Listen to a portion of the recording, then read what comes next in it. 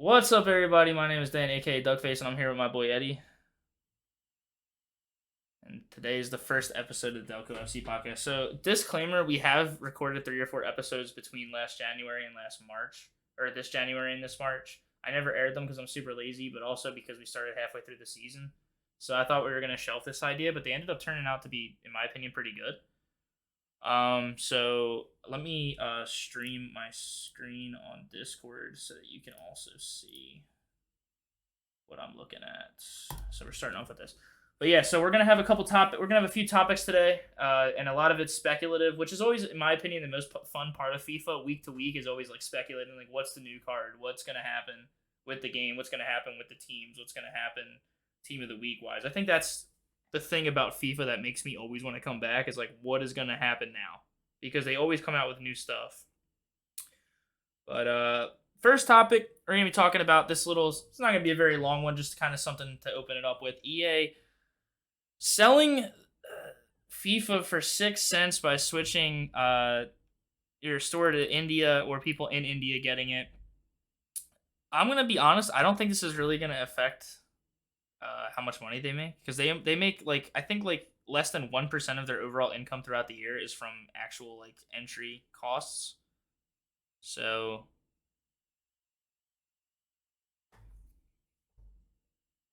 yeah. Oh shit. Damn, I didn't have your audio on. My bad. But yeah, he was saying that they make money off the microtransactions. But yeah, I think that I think like they make what, like almost $1 billion a season off of Ultimate Team. Yes, purely off of Ultimate Team. I think they've. I think last year and the year before. I think they hit $1 billion on purely just them. The 2 years before that, they hit $1 billion combined with game sales and the microtransactions. Yeah. All right, hold on. All right, I moved us into a channel that's only locked to 2 people, so that way nobody hops in. But yeah, so I honestly, I just wanted to start with this because I want to say, actually, I'm gonna give this a W. I think that we should start. That's how I like to rate things, W or L, with certain things. I think it's a lot easier. I think this is W for EA, a very uncommon EA W here. They're going to honor it, and everyone who bought the game at that price will be getting the full game for 6 cents. And they have the Ultimate Edition, all that stuff in there, which me and Eddie both just secured our pre-orders today, which I thought was also a good day to start off, since we just pre-ordered the game to get our bonus items to get the hero deadline. I think that that's an uncommon EAW there, because usually they like to say, "Nah, fuck you, like we're gonna refund you the 6 cents, pay your full price." But I'm glad that they are. In my opinion, yeah, it's awesome. honoring that. But also, I want to say this: if this is not even further proof that people should stop putting their games on the fucking Epic Game Store, dude. I've been saying this forever. The Epic Game Store is terrible. It's so bad. I mean, I don't like playing anything on the Epic Game. I'm recording an episode. Can you share your screen again? It's not sharing? Nah, when we switch channels, it dipped out. Alright. Yeah, I think that, do you have the monsters? Okay. But yeah, I think that, I think this is a W overall. But yeah, stay away from the Epic Game Store, man. It really sucks. The next thing that we want to talk about is the new Foot Heroes, which I think is a huge W. I'm very excited for. Oh, it is amazing. See all 100%.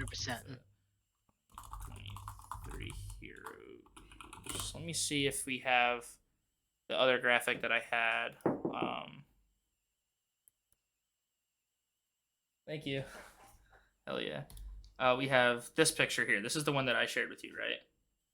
If something that's similar to this. Exactly, it's very similar. It showed like all their stats and everything like that. Yeah. Okay, so I will note that a lot of the stats that I've seen come out overall were speculative, but this is 3 days ago from the EA website, so I'm pretty sure these are going to be actual stats. So the speculative stats I saw I had some issues with. But we can go. Do you want to go bottom to top, or do you want to go top to bottom? Let's go bottom top. Let's work our way up to the good stuff. All right. Well, in my opinion, I think number one is the good stuff, though. We said what? Before we start that, I'd just like to say I like all the pictures. Everybody's like a Marvel character. I really hope that in game they actually keep it this way, because some people are saying they need to keep some sort of Marvel aspect with it because like Right. some of these are really dope. Like El Oran or Orion, Oh, Aranya. yeah, he looks awesome. Like he's got the goggles. Mm-hmm. Looks awesome. Yeah, Like some of these, like I they think did they're really good. sick. I think they're sick, They and did. it's crazy that they chose when we're talking about Marvel characters that they chose Landon Donovan instead of Dempsey because they could have done the whole Captain America thing. But I definitely think Landon because like I think Landon Donovan Well, is always like the go-to U.S. guy, but I think like in this later on era, I think Dempsey was more the man overall, or maybe even Timmy Howard, but I don't know. well, I think Timmy Howard deserves one more than Landon. He was the Secretary of Defense. They literally called him Secretary of Defense. Yeah, He is a record for most 16 saves saves. against Belgium, dude. In Exactly, an and that's not elimination game that we couldn't even believe we made it to. like that's like he deserves it more. And if this whole thing is supposed to be World Cup heroes, dude, where's my boy fucking John Anthony Brooks, dude? Where's he at, dude? Where's my Well, boy? I mean, you got to know like Americans are not going to get much. No, we're not. And honestly, it was so funny because he was never higher rated than I think like one year he was a rare gold at like 76 because I think of the World Cup, people were like, "Oh, this guy's like a player and he plays No, actually no, no. in the Bundesliga." Did he John play for like Wolfsburg or something like he, that? he did play for Wolfsburg, and he had a Yeah. 78 card. Did he? Okay. That was not bad. No, Okay. because I liked it because it was used in that FIFA league I used to hold. See, Shane you had know him a lot more about where these guys, like the lower rated guys, you know so much about like every guy rated like 75 to like 86 or Be- whatever, and I know because of everything about the high rated cards. exactly, which is what I don't know about. Like I know like all them low rated like base cards, like because that's what we started the FIFA league on, man. It was like we like because we wanted to kind of be like a career mode where like all right, Right. I adjust your transfer budget depending on where you finished, and you Yeah. could like bing like this, and then like if somebody got too far behind, I'm like all right, you just got a new ownership balance in. Here's 200 million to spend to Yeah. help you try to catch up and balance out the skill gap. Yeah, which I'm also, by the way, if anybody watches this off the bat, which would be really cool, I'm thinking of possibly making another channel, and then also if we do end up doing the online FIFA league, I'm gonna probably record and put content from the league onto the other I, channel as well. I think that'd be cool. honestly, I love that. It's so fun. I Like think I that'd mean, be sick. you had so much fun in the FIFA league. I think it'd be a real good time for everybody. Right, it'd be super competitive, and it's like it's really good content. It's a bunch of guys, sitting in a Discord laughing, talking shit, drafting their teams. We could do the draft, we could do all the games. But anyway, moving on to heroes. Starting off, and honestly, even at an 86, this is why I'm excited, and I'm gonna give this preemptively, super preemptively. I'm gonna give this a W. Okay, and I know that this is crazy of me to say. I think regardless of how the cards play, the fact that they're willing to listen a little bit to the community, downgrade some of these icons to heroes, and put guys like my boy Peter Crouch. Okay, the fact that he's the lowest rated and he's an 86, everybody else is 87 above is already a W for me because the heroes promo last year there was like a few guys, like more than a handful of guys that if you got you'd have been like, oh my god, and they sell for 30K like one day into the promo. Yeah, they were discard Yeah, immediately. they and because they had bad leagues, they had bad stats. No one gave a shit about them. But I think this year, just looking off this list with the start of Peter Crouch, I think this is really good because he was a guy in the early stages of like modern FIFA Ultimate Team, which I consider to be FIFA 14 and on, because they started to add a lot more promos and they started to get way more in depth with it, more than just having like basically a team of the week and then like team of the year and then like team of the season. So Yeah, I think that Peter Crouch is like a huge is like a good starting point. And even if I got this card and he's discard, I still want to use him because there's not that many target men out there like there were in the early stages of modern Ultimate Team. like look, 87 right there. Boo boo. 90 pace, 90 shot, 89 dribbling, 83 passing, Mm-hmm. 87 cam. Like what else? And he's French. Like that card's gonna be bonkers at Yep. release. Like that's a great thing. And like we talked about a little earlier, Park Ji Sung finally getting a card is freaking awesome because he was the Yep. original Korean in the Premier League to break Yep. barriers. He was the real first like Asian in the Premier League that's going boom. This is Yeah. the guy that really does shit. And He was a very unsung hero of that team too, because when you talk about that team, they talk about like all the usual guys like the Giggs, the Scholes, whatever, but they Beckhams. don't talk about this guy. Beckham. No, they don't. The only person that talks about him was the manager, Fergie. Yeah. Fergie's the only one that says anything, and he praises him as one of the best players he's ever coach. 100%. And just to jump Govu real quick too, Sung, the fact I think they did him justice making him like a low tier Hullet Gang member because he was a player that could actually do it all on the pitch, and he's a guy that until I really started to get into the sport didn't even know who he was, and I think it's actually like kind of like a disgrace in a way that, or I guess it's kind of like a crime, I guess is a better word for it, that like people aren't talking about this guy more because he's just like such a good player. That's what I'm saying. Like you see everything, all the forums and everything like that talk about Sun being the Korean hero, and they have no clue who he is. Right. I love having Park Ji Sung with these stats because you can actually like day one when he comes out, you can put him anywhere on the pitch, and it's really going to open up your formations. And we finally get a good hyperlink to Hyungmin Son. Finally, we get a player that hyperlinks right to Hyungmin Son, and he's a good player, so we can get that chem and not have to put like some bullshit Tottenham midfielder that we have to sub off in, which I'm so for that.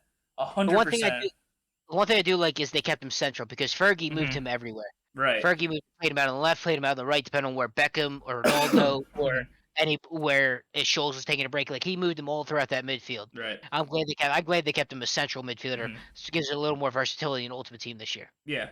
All right. Moving on to Govu. Here's the thing. I don't really know anything about this guy. I'm gonna go straight off of FIFA. Do you know who this guy is? Govu, I do not, No. but I want to say, I could be totally wrong here, but I want to say he played in the '06 World Cup Right. with Zizou and that amazing French team that lost to Italy in Right. the finals. Yeah. I mean, look, man. Look, I can tell you straight up. Like, this is how you know, especially through FIFA and other outlets, that this game is truly an international game, and you really understand the scope of football overall because you have guys who are so good in history that some people will never know about because there's just been so many people from so many countries and so many leagues that were top level players. So it's always cool when they introduce a guy that I don't really know about and I learn more about him and realize, wait a minute, he was on this team and that team that everybody talks about, and he's like somebody that nobody talks about, but yet he still has a bunch of goals or really good stats or whatever. Yeah, it's all This guy, I think, like early looking at the card, man, 90 pace and 90 shooting and like high dribbling and all this stuff, like it's good, but that doesn't. The thing I don't like about FIFA Ultimate Team these days is just because you have those stats, it doesn't mean that you're a really good card necessarily anymore. Because back in the day, if you had a guy with 90 pace, 90 shooting, he was guaranteed to be good. Now yeah, but also there's you got to remember he's a cam, so right, that like that secondary striker I found, and trust me, as somebody that hates pace, because like you see me, I rock the Pirlos, I rock the Chavis, I rock them slow motherfuckers that can pass and play the game my way. I yeah, these 100%. these guys on Ultimate Team, they found a way that if you have a fast person with good shooting, good dribbling at your cam, you really don't fail. What was it last year? The Coutinho flashback card, which I Mhm. liked because he's really been a shell of himself since he left Liverpool. Like Right, that card did him justice. Like it was scary to play against. yeah. And it was just like when you were scared to play against him at Liverpool. He'd just go in and terrorize you. All right, so another super early prediction. I think this is going to be this year's Neville Fekir, that card that everybody had through like even late in the year that was still busting skulls. I think this card is going to be like a pretty affordable from the jump card that is just going to be really good. I just think he's going to be really good to fit in cheaper teams, and he's going to be a good central player. What is Um, Gobu's height? I am not sure. 5'9". So yeah, he's actually almost identical to Neville Fekir. The only thing is we just got to see because FIFA Yeah, does do their little adjustments on height sometimes. But right. So, but here's the thing though. You guys remember when I'm gonna get bombarded by comments about this. I'm sure at a certain point, once it starts getting out, that well, this guy last year wasn't this and this and that. Well, the thing with it is that we played PC last year, so we didn't play next gen. So our goats yes, from last year are different than other people's goats because next gen, like for me, Cruyff was good, but he wasn't as good as other players. And on next gen, Cruyff was 100% the best player at Cam for the entire season.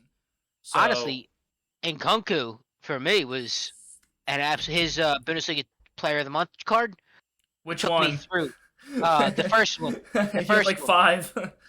No, no, the one where he's in '88. It might Yeah. be So the second. yeah, the second one, yeah, Yeah, but that one took me for months, and he was just golden, man. yeah. Like You can't go wrong with French players last year. I mean, the You really the cast of French players, like literally at any position, if you have a French player in pretty much any position, like you're gonna be in a good spot because they have somebody who's good at every But position. that's the way the world is right now. Like I remember going into Russia for 2018, the World Cup, and I'm like, France could put together 2 squads that will make it out of group stage. I guarantee Mhm. you both squads could make it out of group stage Yeah, with there's a actually starting dudes line. who are changing nationalities that are young and upcoming because they know for the next like 6 to 8 seasons they have no chance of touching the fucking the senior squad because like they're also not that old. Like a lot of their players aren't even that old. Who was it? I know Mbappe. Mbappe is like so young. Like that's another thing about him that makes him exciting. But let's just keep this moving. Capdevila. I don't know anything about this guy. His card I looks I fine. also know nothing about him, It looks fine. but I'm not. it looks like it. Yeah. It looks like a good left back that you can actually do with. Like you could probably use him as like a left wing back, Sure. right? hmm You know what I mean? Like you can use him where you can Moving use him as forward. like Yeah. because a lot of teams right now use them 5 back sets or a 3-5-2 where like a kind of Right. left winger at midfield. He'd be hmm good at that because with his So defense yeah, and space get up and down. there's two things about this card that jumped right off of the card to me, and I know that as somebody, me and Eddie have been playing FIFA Ultimate Team for close to 10 years now. Yeah, about Um, that, yeah. so Capdevila having good passing and high defensive stats as a fullback is huge in my opinion because I think Oh, that I agree. left backs and right backs for whatever reason in FIFA always like, even guys like Hakimi, like his base card only had like 78 defense, but he was an 85 rated right back. So that was like one thing that made old Danny Alves card so good is that he had good pace, he had good passing, but he had really good defense. And I think that it's kind of annoying that you have to spend 350K to get a fullback that's got over 80 defense because it's Well, so rare that they have those. it's the way the world works right now. Like we've gone to a more attacking, like Trent Alexander-Arnold, he does Robertson. They all do. We deal with these overlapping defenders, so hmm that pace and passing is huge. hmm The defending doesn't matter as much because you could just be like your pace will make up for it, so you're just a body back. I Well, think is what the yeah. current status of football is. It's so funny that you bring up Andy Robertson because I think that his pace is a joke in this game for some reason, and I think that proves my point even further is that like if you wanted a fullback that had good defensive stats, you had to sacrifice for like 84, 85 pace. And the way that the game is nowadays, it just doesn't cut it anymore because all these guys are being given 90. Everybody has 90 pace now. And Everybody has 90 that's pace. what I hate. Like you go back to I want to say what was it 18? Is that the year that like pace did not matter? Like I could 16 to me was no the no one no where no no pace like really didn't matter. no. It was more recent than that because I could chase down people with Busquets. Yeah, 18, And 18 was like that. 18 was also where so 16 was where they really started to bring down pace. Like where in 16, like I had my team day one was like Messi, Ronaldo. Like you know how I am with Ultimate Team. So I was no playing that and I was not able to like scoot past people. And then 18, 17 was more like 15 and 14. And then yeah it 18 bounced was another one where like pace didn't really matter. And it was a lot build up play and transitions and counterattacks were huge correct. in 18. Yes, that Yeah. was my squad because I remember my midfield. It was Busquets, Silva, and one second. Busquets, Silva, and Tony Cruz. No. Isco still had a good card that year.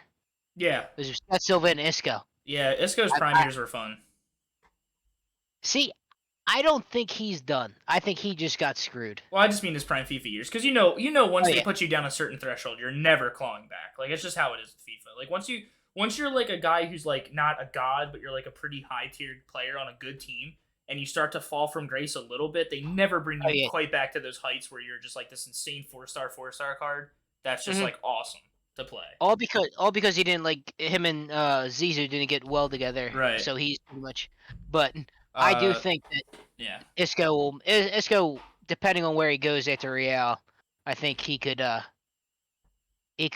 make a bounce back. So, all right. So I'm gonna try to. I'm not trying to cut you off, but let's move through this segment a little bit more. No, Capdevila. My final verdict on this guy is it's gonna depend. His weak foot is gonna depend on how high I value this card because if he has like a 4-star weak foot with that passing and defense, like he's gonna be a really really good fullback. oh, amazing. Moving on, a card I will absolutely be using this year, and I will make a Saudi team just to put him in, is Al Owarin or Owaran. I'm sorry, I'm American, you know how it is. But this card looks so fun to use, and I love that they get Saudi players and they just like steroid their stats because they know the chem's hard, but they have players that like make it worth it to have guys around him who aren't like necessarily insane. Because like this card looks so fun, and he looks like he might even have 5-star skills. Is Teixeira still in Saudi League? Alex Teixeira? Yeah. Because remember his cam card last year was the one to watch. Vasco da Gama now. I went to Vasco da Gama. Yeah. Oh, yo, you know exactly who that club is, don't you? Everybody uses their badge. Yeah, it's the ship. Yeah. Everybody knows who Vasco da Gama is. Yeah, they're in Brazil. They're second tier. Dude, I want the Brazilers to come back, dude. I miss those days. But yeah, so Al Arin, I mean, there's no way you can have these stats and not be good, especially because I believe these cards are going to come out decently early in the season, right? They're going to be October or like November, they said. No, I thought when did they release last year? Right after the Halloween. Oh wait, event, no, I'm right? thinking differently. These are heroes, not World Cup heroes, because World Cup heroes is going to be a separate thing. Correct. When the World Cup actually happens. Right. So actually, last year they came out after October. After ones to watch, right? It was ones to watch than heroes. Yes, okay. But this year they're going to be out a little sooner because of the World Cup being its timing. They're going to want to get that promo in. So I think we'll see these in like middle of October. Yeah, like this guy's going to be annoying to play against, and you know that there's going to be guys who are going to have ratty teams because he's not going to be the most expensive, even though he has these stats. There's going to be guys with the ratty team subbing this dude on, and he's going to be annoying. Oh, 100%, yeah. Yeah, he's going to be a short guy with good pace, good dribbling, who's got skill moves for days, and he's got 86 shooting as a cam, man. You could play this guy as striker even, and with 76 physical too, that's not bad. No. So let's move on to Smolarek. He looks nuts. I'll be honest, I don't know nothing about him, but his stats look amazing. Dude, he is literally the Eredivisie Lewandowski, dude. This guy's nuts. And let me see. And then they gave him faster than Lewandowski. Oh, he's 5'10". He's perfect height. Because if he was like 6'1" or 5 or he was like 6 foot or 5'11", I don't remember. There's a certain height where like pace really gets downgraded, but he's under that threshold, I believe, at 5'10". So he's gonna be nuts with that physical. He's gonna be insane. But you also know how I feel about that thing. Nah, he's gonna be disgusting. 90 shooting. I mean, this card's good, and he's got 82 passing, which is another thing. Again, dude, passing and strikers lately in FIFA has been so important because I agree. Playing with like Mbappe, which is weird because he started as a winger. His passing felt so bad. And then for whatever reason, I guess he got like a soft patch. Once his passing was better, like there was like passing with strikers is so good so guys like Lewandowski are never as good in FIFA as they should be because he can't pass really. So like even just a back pass to try and set up a play, he'll end up getting intercepted. It's just like ridiculous. But having like 82 passing, I think this card's gonna be fun. I agree. All right, on to Cool. Cool. Yeah, I actually really, really like this card. I think that he's going to be smooth. Yeah. I don't know this guy. I don't know nothing about him. Okay, here. I know a little bit about him. Okay. He coaches the, I forget who he coaches now. He's been coaching, like, lower team, English teams. Like, I know, in, like, 21, he was coaching, like, Melbourne in, Australia. Barnet. Then I think he went to, like, Oldham. He's a first-team coach at Celtic right now. Is he? Awesome. That's fucking awesome. I love this dude. He used to, I looked him up after you sent him to me. He used to play for Liverpool, and I think he was part of the Invincibles. The Arsenal Invincibles? No. You're right. Arsenal Invincibles. No, but he beat the Invincibles the year after they were invincible. Yeah. 50 appearances, 12 goals, 181. Oh, he's a Leeds legend, too. Oh, yeah. Because, he went from, dude's a stud. He's good. He's one of 2 Australian legends in the Premier League. You have him, and you have Tim Cahill. Timmy, yeah. Which are, they were always fun to watch. and like it didn't register to me when you first said his name earlier, because like I was just looking at this, just hearing the spelling. Then I saw his face when I googled him when like I Mhm. went down to change my laundry, and I'm like, oh, I know this guy. Let's Yeah. go. His card screams 4-star, 4-star. Like I almost guarantee his card's gonna be a 4-star, 4-star. And looking at this the way that it is now, like it just looks like a really fun card to use. He's gonna feel super smooth in the next gen gameplay, Thinking and I of think that he can't be that bad. And especially with having Premier League chem, thinking of it's his gonna be thinking of nice. his play, I'll agree with that. Right, and I think that notoriously the Premier League's been really shallow with good wingers, good like forward wingers. Like they're really good with left mid and right mids, but getting guys that move forward and shoot well is also something that's kind of tough with. It's always been tough in Ultimate Team. So having a Well, guy I that can mean, play left mid or left wing and left forward as well as where his card is at originally, I think is like super good for the player like pool. because you got that huge drop off because you like have who's Sadio Mane who's gone now. So now pretty much you have Son, and then it's a huge drop off. Yeah, which I mean, And now, that's how it is in real life. I'm not saying that it's not, but it's just for a league that's so packed with good strikers, really good midfielders, you can hell, you really good good right wingers. pretty Look good look at defenders. look at the right wing side, and that also Yeah. is what breeds the left backs. So Is because that basically, early in the game, I'm not going to be forced into like a Riyad Mahrez or something like that. I can play this guy, and he'll be probably pretty expensive, but he'll be fun. Nakata, which I think is great that they moved him down from an icon. from an I agree. icon to a hero. 100% agree with that. Um, I'm not excited for this card. I'm not going to use this card more than likely unless I do like I make like a fun comp, which I've done. I mean, I've had me and Eddie have played together on my account. I've definitely thrown together some fun comps. Oh, we do, I we don't do. see me. I just don't get excited for this card. I just this guy's not that See, good. I the only thing can't do that that. excites us for me is he seems to me like an early cam in the Sure. game for me. Like, cause you know me, I always run that Serie A squad. I think he'll, cause I mean, think about the top cams in Serie A. There's not really many that are like really them attacking forwards that are really that Yeah. high right now. Yeah. Like, so that like he fits a niche right there Right. that like could be filled. Here's my problem though, and I'm just gonna get this out of the way early in the season. I have a problem with these promos like legends or icons as they're known now and heroes and stuff. Once they release cards that are out for the rest of the year, they make them so incredibly rare that even to get the bottom one that no one wants is so hard that it drives the price up a little bit more.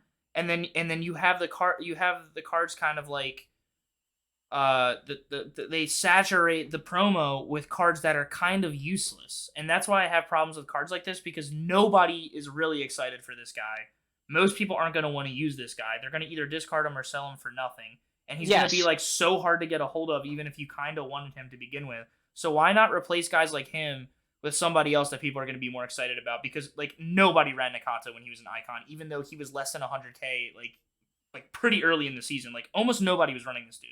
I think So the why only person not? that I think the only person I knew that ran him was McLean because he loves the nips. Right. So why not just move on, get rid of them, do something else? I mean, that's how Well, I I think. feel. Well, also I think they did move on. Instead of having his 3 cards, they moved him to 1 card. Sure. All right.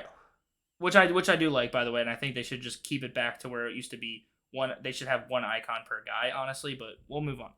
Landon Donovan's card is jacked. And I always love when we have American representation, and I like when they choose the right guys, because that year we had Alexi Lawless. Like, why is he in the game? But, like, Stop. I will argue with that to the death of me. he's Alexi Lalas deserved. a He legend was. I think if you're gonna give an American a legend, I think he was top tier for a while. over Timmy Howard, over Clint Dempsey. First off, he was before them. I He know played when in he the was world. in the He played in the 90s. He played in the World Cup in Atlanta. Like he Dude, played. nah. He deserved it back then. He was a stud, man. I would give He was not a stud. Abby Plus, Wambach a fucking legend fuck, before him. that. Fuck him. Fuck that. Alexi Lalas deserved it, and I'll argue with me for the death of me. He deserved that. And Dude, I'm not saying he deserves 3 cards, where's but my he boy deserves Jimmy Conrad at, dude? Jimmy Conrad. Where's Jimmy Conrad? Nah, but like The only also thing I don't. throughout his commentator career, I also kind of he annoys the fuck out of me. I actually like as a commentator, he has really good moments, but like he also has some really fucking shitty takes because he's super biased. No, I see. I also think he plays a lot of devil's advocate a lot with Taylor Twellman.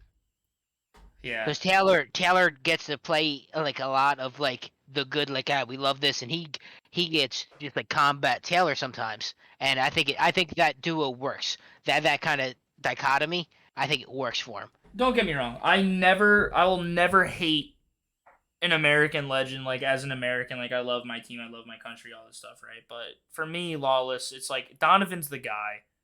The only other guy I could see them putting is Dempsey. Can I tell you why they didn't put Dempsey? Because Donovan had that late goal against Ghana. That was like a fucking huge thing. No. Why? Well, Donovan's older, but just look at the group here. What other person you see that's an MLS legend? I mean, hero. Nobody. Exactly. Right. If you put in Captain America, he'd be a Tottenham guy, which would put him in Premier League. Over the Sounders? I think he had his best years with the Sounders. See, you don't think so? I think his best years with that Tottenham team where they were struggling and he was with them bringing them back up. Okay.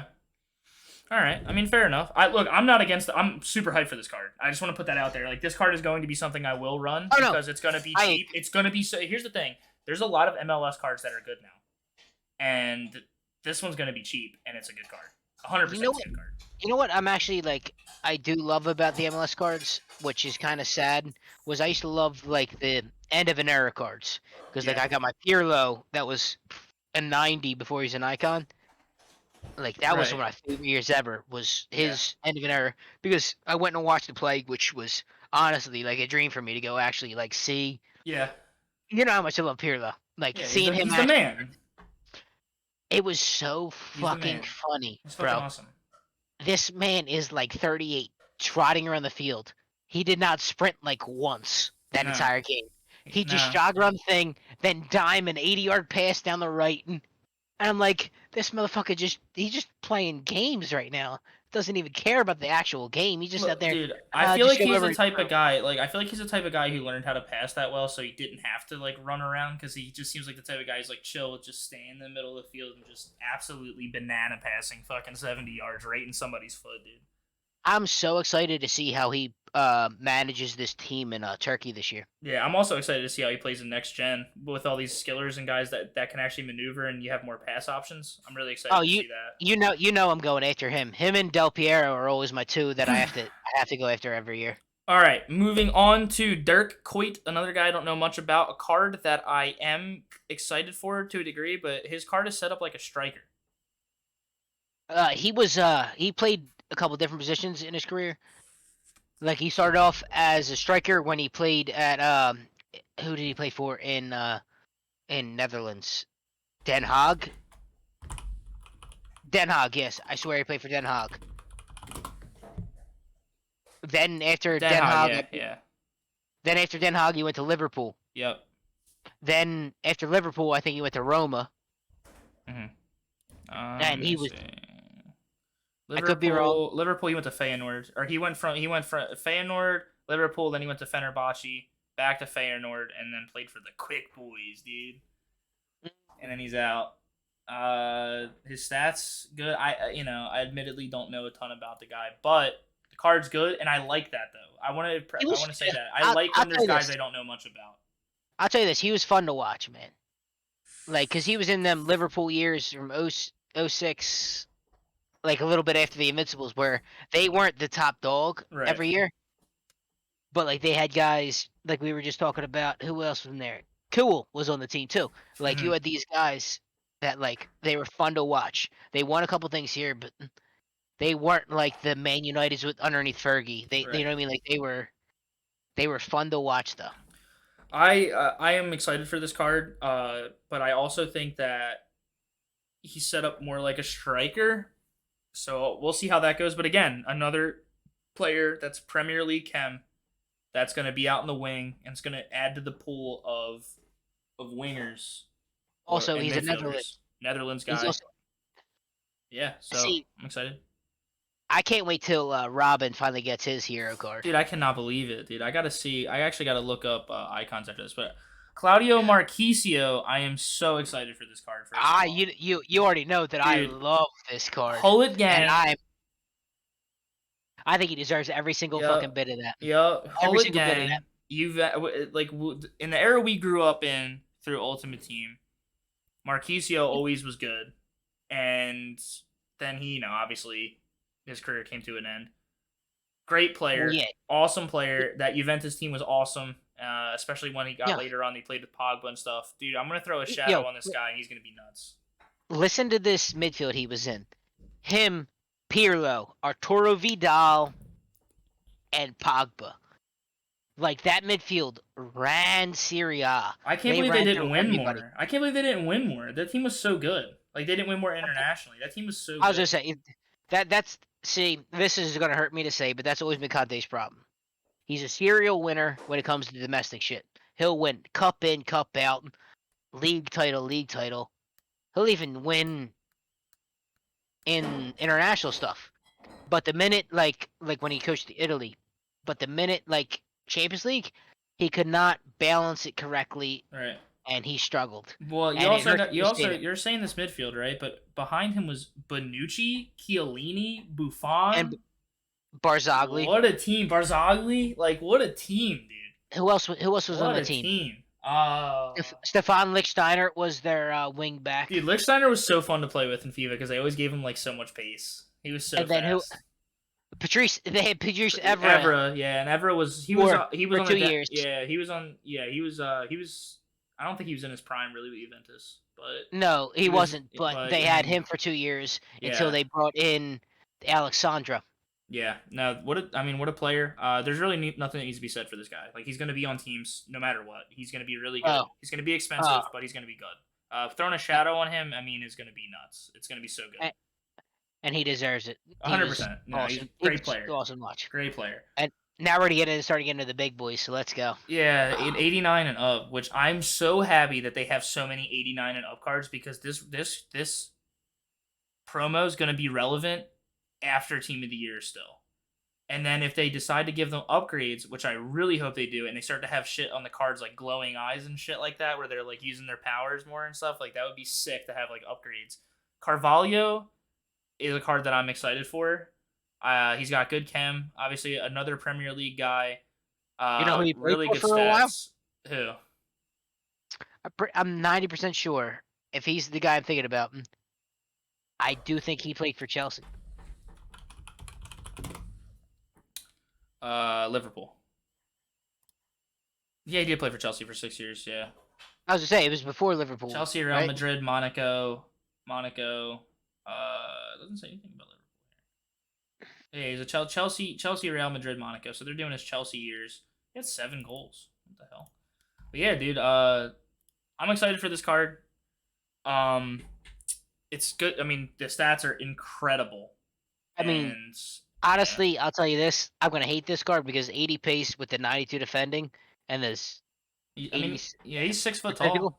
He's 60. He's 6 foot tall. No. Yeah, no, he's a big boy. Yeah. But yeah, Carvalho, good card. What else can you say? Brolin, another guy I don't really know too much about. We're noticing a theme here. Card looks nuts, though. And he's a Serie A guy, so I'm down for that. I don't know. I'll be honest. I don't know much about him either. The main Swedish striker that I know is obviously the big Swede, my boy, favorite player ever, Zlatan Ibrahimovic. Yep. So yeah, I guess again probably going to be a pretty good card. Next, moving on to the one I'm very excited for, Rafa Marquez.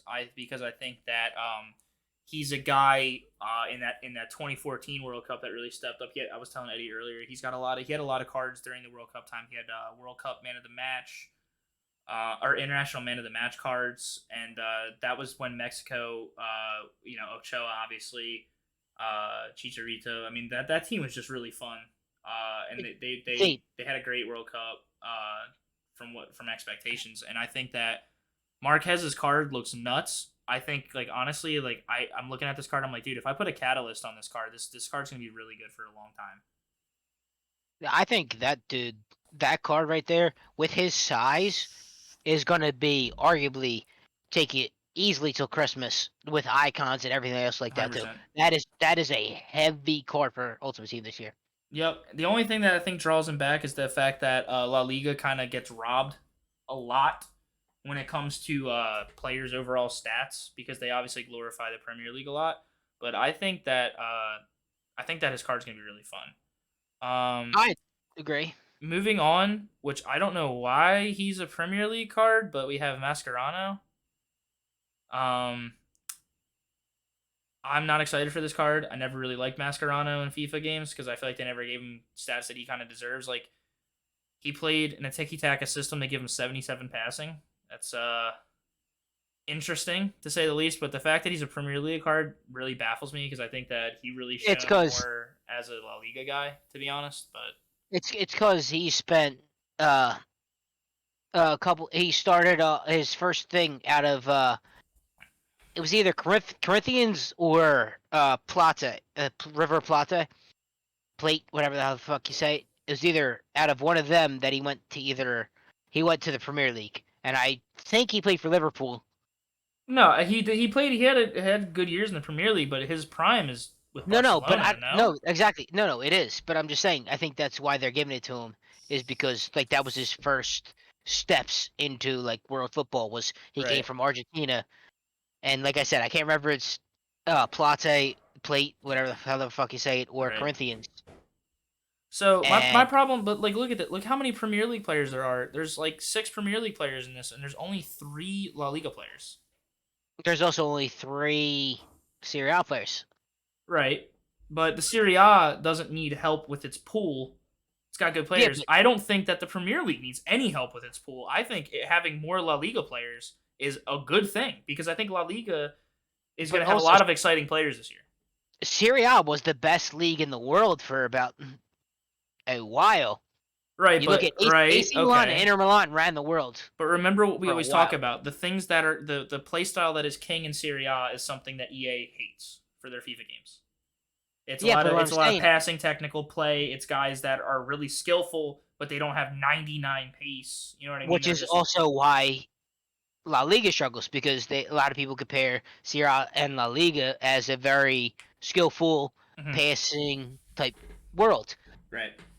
Now, And with this card, I'm not excited for overall though. I mean, it's just going to be another guy who's going to be overshadowed by the, and now especially with Casemiro coming to the Premier League, like there's going to be no shortage of really really good midfield cards. So it's kind of a waste in my opinion. But honestly, I think he should have been a center back from La Liga. yep, yep. Even a holding midfielder from La Liga, I'm fine with. But both are Actually, preferable. I mean, this card would be a nut center back. yes, I mean, yes, he did be a holding midfielder, but the minute they brought Busquets up to join Xavi and Iniesta, he got bumped back because Puyol Mhm. retired, and Yeah, then you had PK and him. yeah. No, So I I mean, think I he, think this would be a great center back. I'm not disagreeing with you. I'm saying either would have been fine. La Liga is the thing I have the problem with. Or I mean, the fact he's not La the premier, Liga. the fact. Okay, yeah, I Yeah. agree. Okay, Next card is a JJ. card I'm so excited for because I love this card every year, and his best icon stats are always at the wing, and I think that sucks because I like him so much more as an attacking midfielder. I love this card. That's all I have to say. I mean, I love this card, and I'm gonna use it. I mean, I like JJ Okocha, obviously, but I will say this: the only thing that sucks is such a guy that played like everywhere. Yeah, Because I'm pretty sure he played in like France, England. I think he went to Turkey for a spill. yeah. Like he like I hate to limit him just to the French league, but That's the only thing about him being an icon that I really preferred because I feel like that they had one card that would be really good with shooting and pace, or that would be really good with passing and pace, and then his best card they would get rid of his shooting and just put up his dribbling and pace. So you had to like pick between the two. But yeah. other than that, him having Chem where you could put him anywhere was really good. It's gonna be a lot harder to get Chem on him now, but I think I mean, But he's an awesome also, card. he's in League Un, which has pretty much you link him to a couple PSG guys. The thing that sucks Dude, is now there's no Chouameni bro, in. put him behind Mbappe. That's so fun. That's so I, fun. I wish there was a Nigerian like winger that was really good still in La Liga. Right. Well, Right. let's move on, dude. Let's do it. Yeah, All right. Toure. This guy, this Let me guy's an say it. Let me icon. say it, please. Let me say Go it. ahead. Go ahead. This man, I'm hyped to see him as a hero, but I don't give a shit because he deserves an icon. Yeah. This man did so much for so long. He was Yep. the definition of a complete midfielder Yeah. for the longest fucking time. Yep. And he played on the Ivory Coast with Drogba, that also, with nobody else around him, maybe besides his brother and Sadoya Doumbia, who backed up Drogba. Gervinho was all right. Oh, correct, but see, you're just naming more strikers. They didn't really have, like, depth throughout the thing. Right. They challenged in the Africa Cup of Nations every time, and they fucking didn't care. That guy was an absolute animal and was so amazing to actually watch. I love it. I mean, I love this card so much, and honestly, I couldn't agree more. Like his 86 card in FIFA 14, that was like 300k for the whole season, was so good. And then he had that team of the season, it was so good. Like, when I started getting into FIFA, he was like my favorite midfielder to play. And he's an absolute unit. He's got great stats. He's in the Premier League, which he should be, obviously. I think that this card is like absolutely perfect. The only thing I have to say so is if you have to when they actually release like the individual stats, if he does not have 85 plus long shots, they fucked up. Well, his 85 shooting, I think, is mostly gonna be because of his long shots and shot power. Well, shot power doesn't. Okay, but yes, but I'm hoping so. But I'm just saying, if they screw him on that, they fucked up. No, he should have the trait. His bangers, Joe. You remember when he fucking hit the dad in the face? Yeah. Absolutely killed the man. That clip was going around forever. And that was towards the end of his career, so he didn't even have as much power on it. Nah, this dude's a beast. I mean, he was good. He's such a fun FIFA card. He's such a fun FIFA card, and I'm so happy to have him back. I love this card. There's really nothing that needs to be said. Like, this is a 10 out of 10 FIFA card. Like, I love this card. The only thing, like I said, the only thing I have against him is not making him an icon. He should be an icon, but I think his top-rated icon should be like 90 in my opinion. But that's just. I think this is the start to get him an icon card. Yeah, and even if he stays a hero, I don't mind it though, because heroes are a little bit cheaper than icons, and I'm gonna use them in a Premier League team anyway. So yeah, but see, you said that, but then last year you had like them top heroes. You could buy 2 icons for some of them because they were, like you said, they were so rare. Right. Because you have 3 versions of an icon for 1 hero. I remember. I mean, Ginola was literally like 1.1 million for so long. All right, Papon, guy I don't really know like anything about again, but he's a French striker with good stats, 90 rated. So the thing is that he's 90 rated, but he looks similar in stats to the 87 and 80. He looks really similar in stats to Govou in terms of overall stat distribution. So yet again, it's EA like overrating somebody's overall because they feel highly about the player, but I think that his stats are kind of like are pretty all right. Guys who have less pace than shooting, I've always found don't play as well as guys who have more pace with less shooting in FIFA, in my opinion. But that's just always how it's been with me. The only thing I know is he won a Ballon d'Or in the 90s. 5'9". I think it was the early 90s, right? He won this Ballon d'Or. 1991. And then the Ballon d'Or 91, yeah. Okay, yeah, like I said, that's the only thing I know about him really is like he won a Ballon d'Or, and that's just because I've been doing those Sport quizzes recently. Yeah. And I did one on the Ballon d'Or winner since 1980, I think I did it. Yeah. And I remembered his name. Always a fan of a guy who's on Marseille or not any guy that they celebrate in the French league who's not a PSG guy. I am so for that because they suck PSG's dick so hard. Guess what though? Marseille was like. They were the team. Yeah, they were a great team. They had a lot of players, and they're still one of the teams where they have good young players who are developed talents, and then they end up getting huge money contracts and playing for other people. Like Remy Cabello comes to mind. They have guys who like go from Marseille, and then get money contracts elsewhere because they're good at developing players. Next is Lucio. Again, a guy I don't really know that much about. Really good stats. I will say some things on this. Okay, go ahead. Lucio was part of the treble-winning team at Inter Milan. Mm-hmm. Came there I think the year before we won the treble. Sure. But I think he spent most of his time at Bayern, which is why he's a Bundesliga guy. I think we got him from Bayern. But he was an anchor in that defense. You had him, Zanetti, you had Walter Samuel. Like, you had so much talent on that team that obviously had a talent on the team. They won a treble. Mm-hmm. Oddly enough, when they won the treble, there is one player on the team that is the only person in the world to actually win back-to-back trebles, and he's African. Samuel Eto'o won the Mm-hmm. treble the year before in 2009 with Barca. Mm-hmm. Then they traded him Inter. to Inter. I think Ibrahim was just part of the deal. And then, boom. Yep. Bada bing, bada boom, he wins back-to-back trebles. But now, he was an absolute fucking unit. He went from Leverkusen to Leverkusen's second team first, and I think maybe he came back from an injury. Then went back to Leverkusen, and then he went to Munich, then Milan, then Juventus. Then he played for Sao Paulo and Palmeiras. So he went around the Brazilian league a little bit. He went back. I didn't know he went to Juve. All I know is after Inter, he pretty much went back to Brazil. Yeah, I mean, this dude's nickname is Ocavalo, which is the horse. I mean, this dude's looks pretty dope. Oh. I mean, 6'2", he's got a good height. He's got great stats. Again, he's got decent enough passing stats. He's got really good defending and physical stats.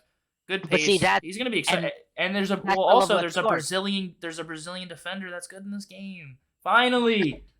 Honestly, that's what I love about his card. Even though it's not Serie A, was he embodied the Serie A heavy defenders. They were very physical. They didn't make shit easy because they were also playing against these top tier guys like Diego Forlan, who was next. So let's go on to him. I am so fucking excited for this card. Actually, when we made a video, I can and Eddie can attest to this. I said that this was the guy like at the top of my wish list for icon cards.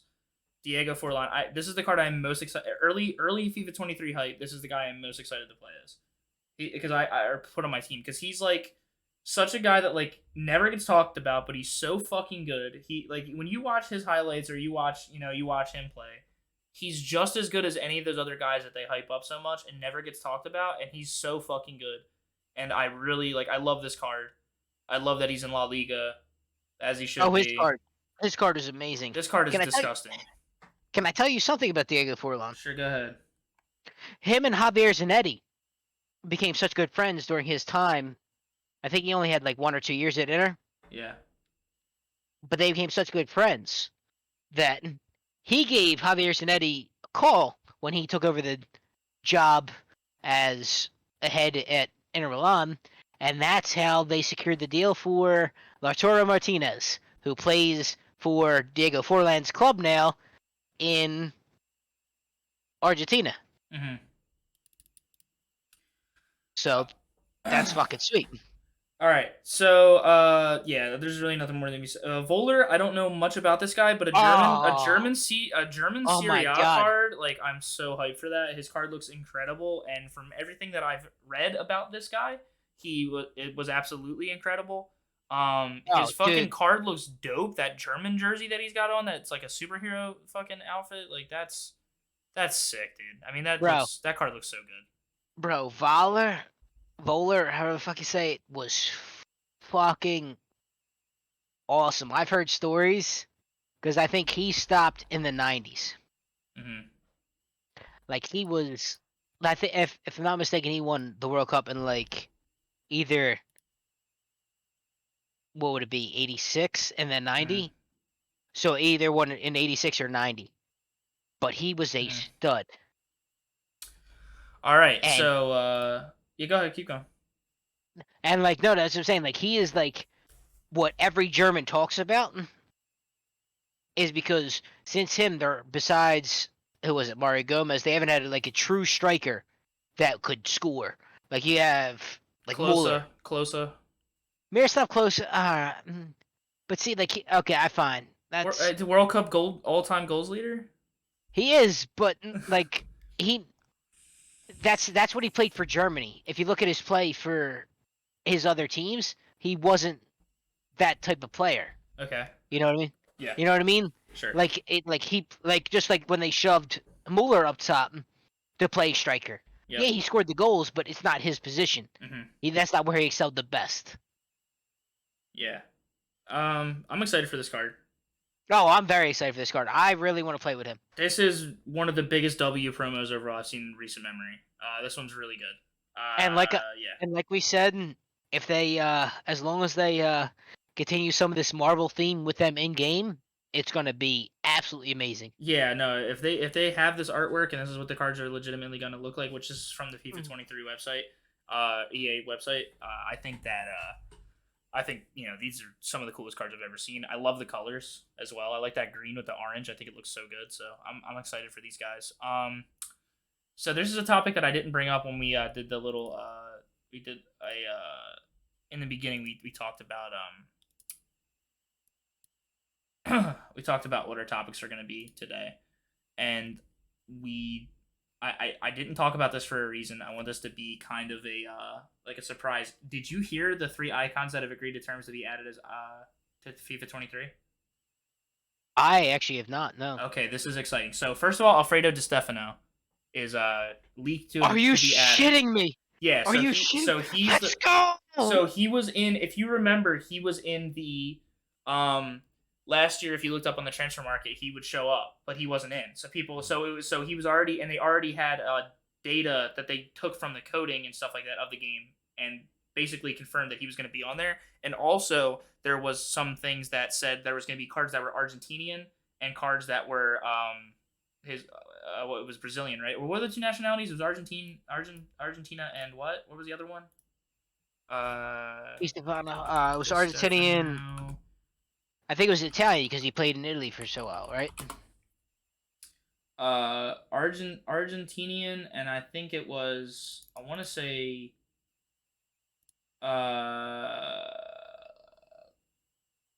Argentina. Spanish, because he played for Argentina and Spain. That was it. Because he played for Real Madrid. Real, and he also played for Barcelona. Right. So there was also that they believe that one of his out of his 3 cards, they're gonna have ones that are Argentinian, ones that are Spanish. Which I hope that's true. Yes, we talked about that last year, and I remember it. Yes. Which means that he would have a hyperlink to one of the 3 new leaked icons, Xabi Alonso. Xabi Alonso is finally getting. So he's one of the 3 icons that have reportedly from a couple prominent leakers, Foot Sheriff and a couple other guys, have. Foot Sheriff is good. Xabi Alonso is one of the 3, which I'm really excited for because he should have. I think he's a little overdue because he's a legend of our current modern era during the times that Ultimate Team started to become a super popular. He was one of the guys that was like a really great player for Real Madrid and in those really good teams. With Xabi Alonso, man, you could put him at any point in his career and talk about how good he was. Right. Go to his years at Bayern, at the end of his career. Yep. Still great. His years at Real Madrid, awesome, legend. You go to his years at Liverpool, absolute stud. Like there's no point in his career where you can't say he was not great. Yep. And he's awesome. He's a really welcome addition. I think anybody's going to be happy that he's in the game. Yeah, so that's exciting, and then he'll have a hyperlink to Di Stefano if they do what people are. If they do that Spanish card. But he's an Argentine first, so if they do one uniform nationality, he'll be an Argentine. I will say this though. Okay. I will say this though. If they're going to give him that, would they ever give Messi that? Messi's lived more of his life in Spain than he has Argentina. He's always been an Argentinian national internationally, though. He didn't Correct. Play, he didn't play. Di Stefano played for 3 different teams. He played for Colombia as well, nationally. Exactly, but that's the thing that they don't allow anymore. Right. But he could have. People change nationalities. They do it all the time. So he could have done that. No. People change nationalities under the age of 23. Choupo-Moting, or not Choupo-Moting. What the fuck am I talking about? Kevin Prince Boateng. Like he's one that comes to mind. He changed nationalities when he was young to not play for Germany because he didn't think he was going to be good enough. Yes, he stepped away from his brother and left. Right. Here's another one. Thiago Alcantara. Mm-hmm. Spanish. His brother Rafinha is Brazilian. By teams they play on. So I think the only reason they're not going to do that is because he's synonymous with Argentinian football, and he's only played internationally for Argentina. So that's the No. only reason why I think DeStefano is going to get a card other than Argentinian. And I Well, think no, he I should. agree. I think he should as No. well. I totally agree. You should. I'm just saying it opens up the door because FIFA loves weird promos, right? They love kind of throwing things out the door. Like Ibrahimovic could also have a. He could have played for both Italy and Spain from his time he spent. Well, I think it's more Italy from his time at Milan, Inter, and Juve. That he had Italian citizenship, so they could have let him play there. All right. So also I want to speculate over what their ratings are going to be. So I think that DeStefano is going to be a 95 prime, 93, 91. I think he's going to be. I think he's going to be like in that class of like legit ass like all 90s fucking icons. I'll agree. I would say like just because he's an attacker, I'd probably put up to like 96, 94, 92. Right. Just because you know how they are. Like you're never going to see a center back that's a 96. Right. And I think he was better than Puskás overall. So yeah, getting 96 over Puskás' 95 would be pretty good. I think that's fair, and I think it represents what he did. Right. And then so Xabi Alonso, I think Xabi Alonso is probably going to be a 92, 89, 86 guy. I think his baby's going to be low. I think they're going to put his baby low. I think his baby will probably be low too. But also, I don't see him really being... I agree with you. I don't think his real thing is going to be higher than... his real thing should be higher than a 92. As much as I love him, like, after what they gave Pirlo and Xavi, right. I don't think he's... I love the man, but I don't think he could just, like, jump him like that. You know what I mean? Right. All right. Now, this guy, I don't know out of the other... So there's 3 here. I don't know out of these 3, or out of these 2, the last 2, which one you're going to be more excited for. Which one I'm more excited for is the one I'm going to say next. And then the third one, I think you might be more excited for the next one. But they're going to add Jairzinho to the game. Okay. I'm extremely excited about that. Because he's a Brazilian guy, 5-star skills. He's probably going to be 91 prime icon rated. Good pace, good dribbling. And I love those cards. So he's going to be kind of like a Ronaldinho out in the wing. It's how he's going to play. And I think, and I'm very excited for that card. And I think that his price is going to be bumped up a little bit though, because he's somebody that people have wanted for a long time. So I think Jairzinho. So I think he's going to be like a 91, 88, probably 86 guy again. Okay. And then the third one, I think you're going to be more excited for this guy, Gerd Muller. I am actually. He has deserved it for a while. Right. Long overdue. Long overdue. Exactly. He was I know getting this argument, play versus then versus play now, but you can't just there's nothing you can. Nah, rate them versus their era. He's an unstoppable, undeniable force in his era. An absolute insane goal scorer. He's one of the best players in the history of one of the most history-rich, well-managed countries in the world. Correct. You can't. He's a winner. He's a winner at every level. I don't think it's fair. Nah, this guy looks like a cheat code, and I think in the game it's going to be represented by that. I think he's going to be probably 94, 91, 80, 89, or 88. I mean, I can't see his baby being lower than 88. Duckface, can you give me a little bit? Somebody just showed up in my crib. Yeah, do your thing. Alright, we're back. So we just finished up talking about the new icons that are being leaked, and Gerd Muller was the last one we talked about. Pretty excited for that guy.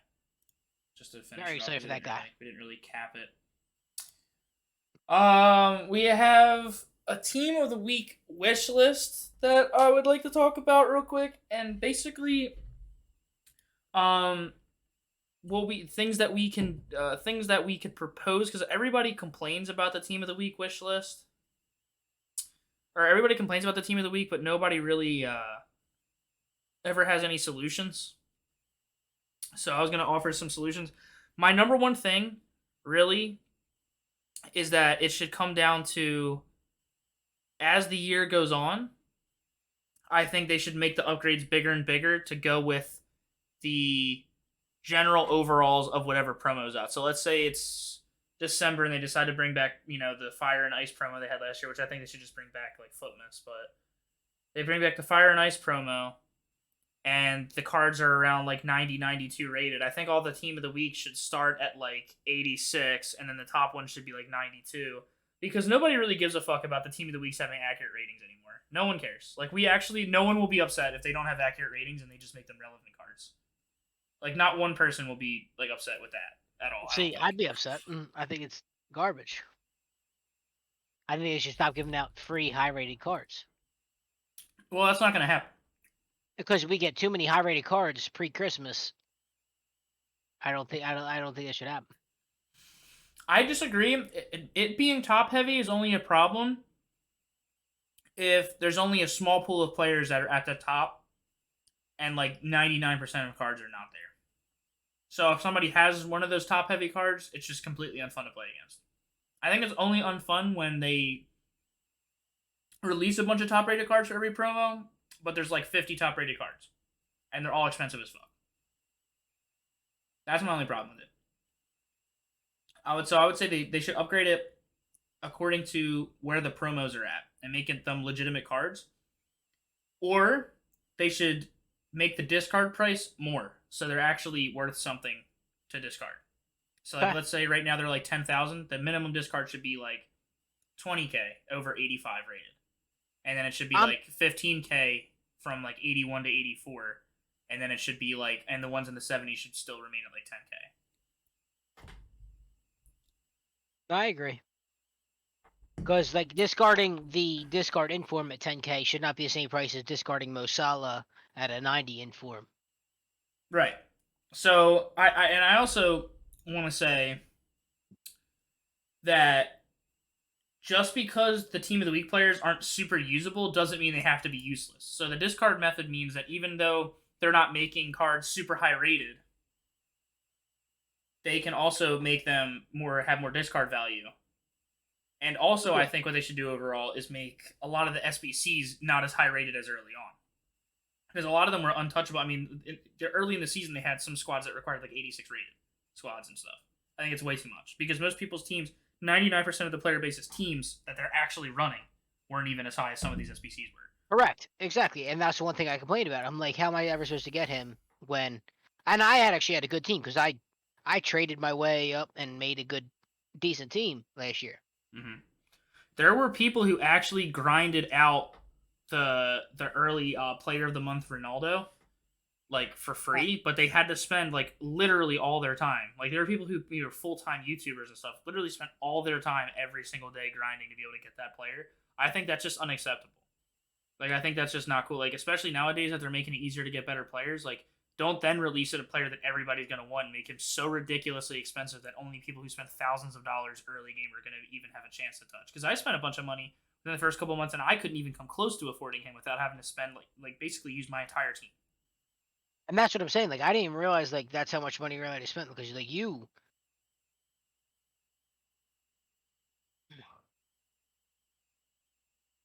you worked hard, spent some money, and you couldn't even get like hell. You even brought up the fact that like you packed like I think at one point you packed 4 icons and not a single hero. Right. I'd never packed a hero this season. I packed Team of the Year Mbappe. I packed 4 icons. The only time I actually did pack a hero card. I packed Cordoba, but it was in a guaranteed hero pack. That was my guaranteed hero pack. And, I mean Cordoba was one of the better ones. And I got Abedi Pele in the Christmas one. In another random pack, yeah, and in some other random pack I got him. It was right after Christmas because you gave me I sold you a card, and then I got Nkunku. Right, and I barely broke even on him because it was like an expensive SBC where you could get some really good players, and then I ended up getting him, so I barely even broke even on that. So I was kind of like, okay, so that was an SBC where you made it to get a hero pack, so I got him out of that one. And I got Cordoba, which they were 2 good ones. They were 2 good ones. They were 2 legit. I can't even really complain because they were 2 good ones. But they were also at that point where like the only player that was still meta for the heroes was Ginola, which was meta the entire year because 5-star in this game is forever now moving forward the way they make the game. It's just going to be the meta as 5-star because weak foot is so much more important now. And then they added so many skill moves that are really good. But yeah, just make the team of the week. So instead of making the cards super high rated even, or making them all super usable or meta, like at least make the discard or make their value go up intrinsically in some way. so that they're worth it. Do you want to talk about the leagues first or the top 100? It's up to you. What are you thinking? Honestly, we could probably save the leagues until we're like a couple match days in and get more feel for it. That's fine with me then. Yeah, All we right, could let's just do the top 100 because I feel like we're gonna be doing this top 100 for like 45 minutes. Yeah, I think it's going to be a little bit. All right, so now looking at this, I'm already excited by this image, but I'm also annoyed at this image that I see here because Lewandowski going to Barcelona and Haaland going to Man City is going to be so fun. But we see two PSG players, and we see two players, Ronaldo and Messi, that probably shouldn't even be up here anymore. No, I mean they should be up there. I mean, because obviously Messi and Ronaldo were not going to drop out of the top 100. Yeah, well, I'm not saying they shouldn't be in the top 100, but they should definitely. That should not be like the top 5 players that they're like pushing out there. You know what I mean? Because like I already know Ronaldo and Messi are going to be both in the top 5, and I just don't think they're. That's what I'm saying though. Every person they put up there, we already knew was going to be in the top 100. Well, no, I knew they're gonna. No, these guys are all going to be top. These are probably the top 5 right here. Let me see. Yeah, like this is the like. Okay. I'm gonna reveal them one at a time, so that way we don't like look down the list. Starting at number 1. Now this is a speculative list. This is not true.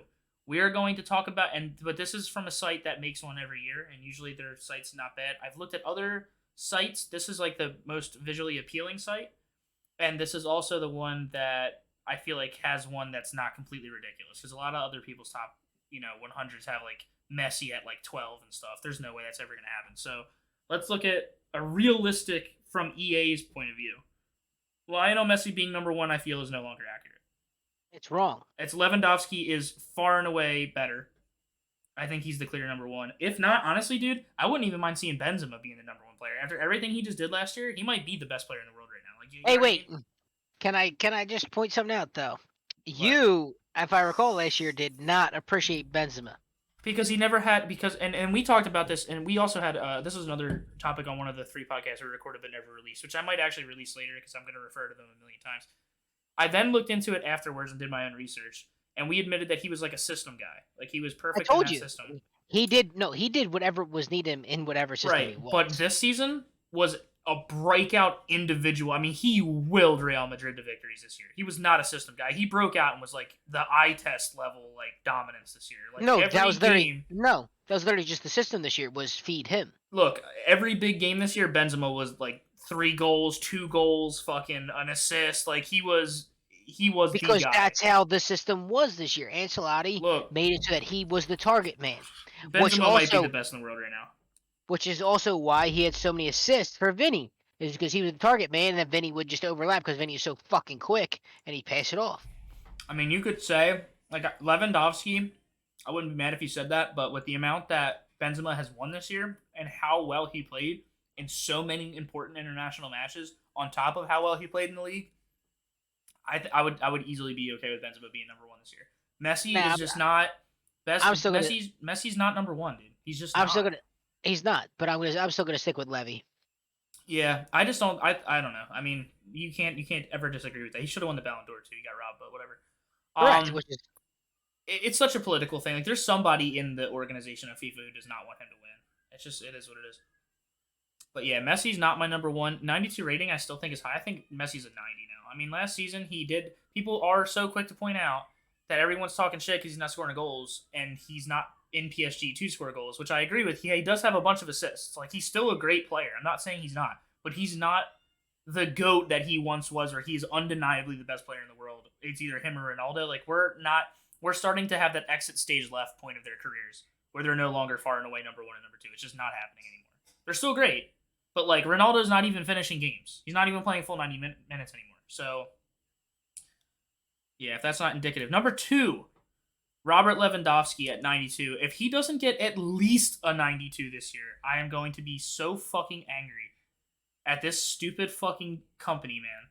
This guy could be a 93, even, maybe. I think he's going to get underrated because he's at Barcelona, and I don't think that the La Liga is the league that it once was in FIFA, and I think they're starting to push us towards Ligue 1. and still obviously always with the Premier League, because Premier League was willing to bend over and give EA like every fucking bit of rights that they ever wanted for a presentation. So that's what I think. See, this is where we're always going to disagree. You like people having higher ratings. I like people having lower ratings. Like, I think there should only be like 4 people higher than like a 90. Like, I think plus 90 should be an exclusive club.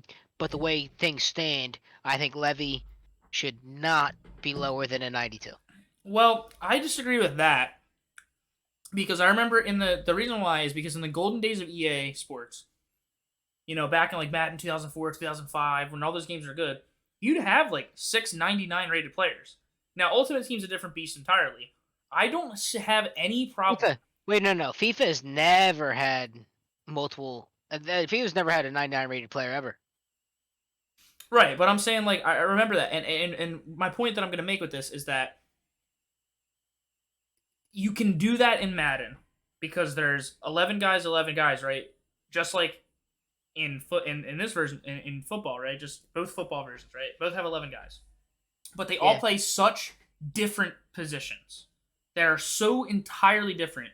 When you're on the pitch, the positions are different, but only to a certain degree. Like, you know what I mean? They're more similar than like a safety is to a lineman. You know what I mean? Like, so what I'm saying is with this is you would just have that guy that you'd have to avoid and you'd fear. And I think that they can do that with Ultimate Team. I mean, there should be those guys. Like, if you get a player who's the best in the world, there's no reason he should only be an 89 at the beginning. Especially with how expensive they are, how much money they cost to get, how hard they are to get. You should be rewarded for taking that extra time or spending, if you're willing to spend that extra money, by getting players who are cheat codes. I'm okay with that. Because still, even though nowadays they make it easier to get better players, you still aren't going to see like many people with Lewandowski week 1. Like, I was playing a team. No. First off, I had Lewandowski week 1 last year. Right, because last year he wasn't on fucking Barcelona, and now when we get further down the list, you're going to see how many good players. He's still not fast. He's still not fast. He'll never be. It's just like Suarez was 90-some rated when he was part of MSN, and he was still cheap because he was not fast. Suarez was not cheap when he was in MSN. In FIFA 15, Suarez was like fucking. No. I'm talking about the end of MSN. Okay, yeah, and like FIFA when 15, he was on his way out. When he first got transferred to Barcelona, he was like literally 500 or 600K. Oh, the beginning of MSN, he was he was prime Liverpool. He was amazing. I remember because I had in FIFA 15 the first year that he went to Barcelona, I had MSN as one of my first top 3s, and they were literally like 2.5 million coins to get all 3. Because Neymar was like 85 rated or 86 rated, something stupid low still, or maybe 87.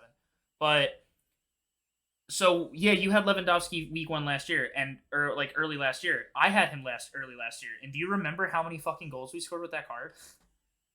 We scored so many goals with that card. Oh, we did. He was insane, and he was because so but see, that's the difference between me and you is like I've always played good with like strikers like that. Like you didn't like Haaland at the beginning of the year or Lukaku. You hated Lukaku. I actually didn't. I didn't. Lukaku was okay. No. He was okay. No. You hated Lukaku. You sold him, then you brought him back, right? Right, and then I liked him when I brought him back, but that was still within the first 2 weeks of FIFA. I bought him twice and then sold him twice and then bought him a third time and used him. Correct. Per your recommendation.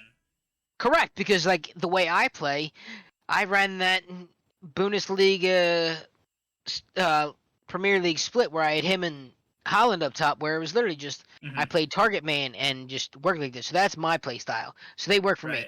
A lot of Ultimate Team players do not play the way I play. Right. I liked Timo Werner because he was completely overrated and broken. And fast. Yeah. I mean, it wasn't even the speed for me that was, because I think they really made speed not as important anymore.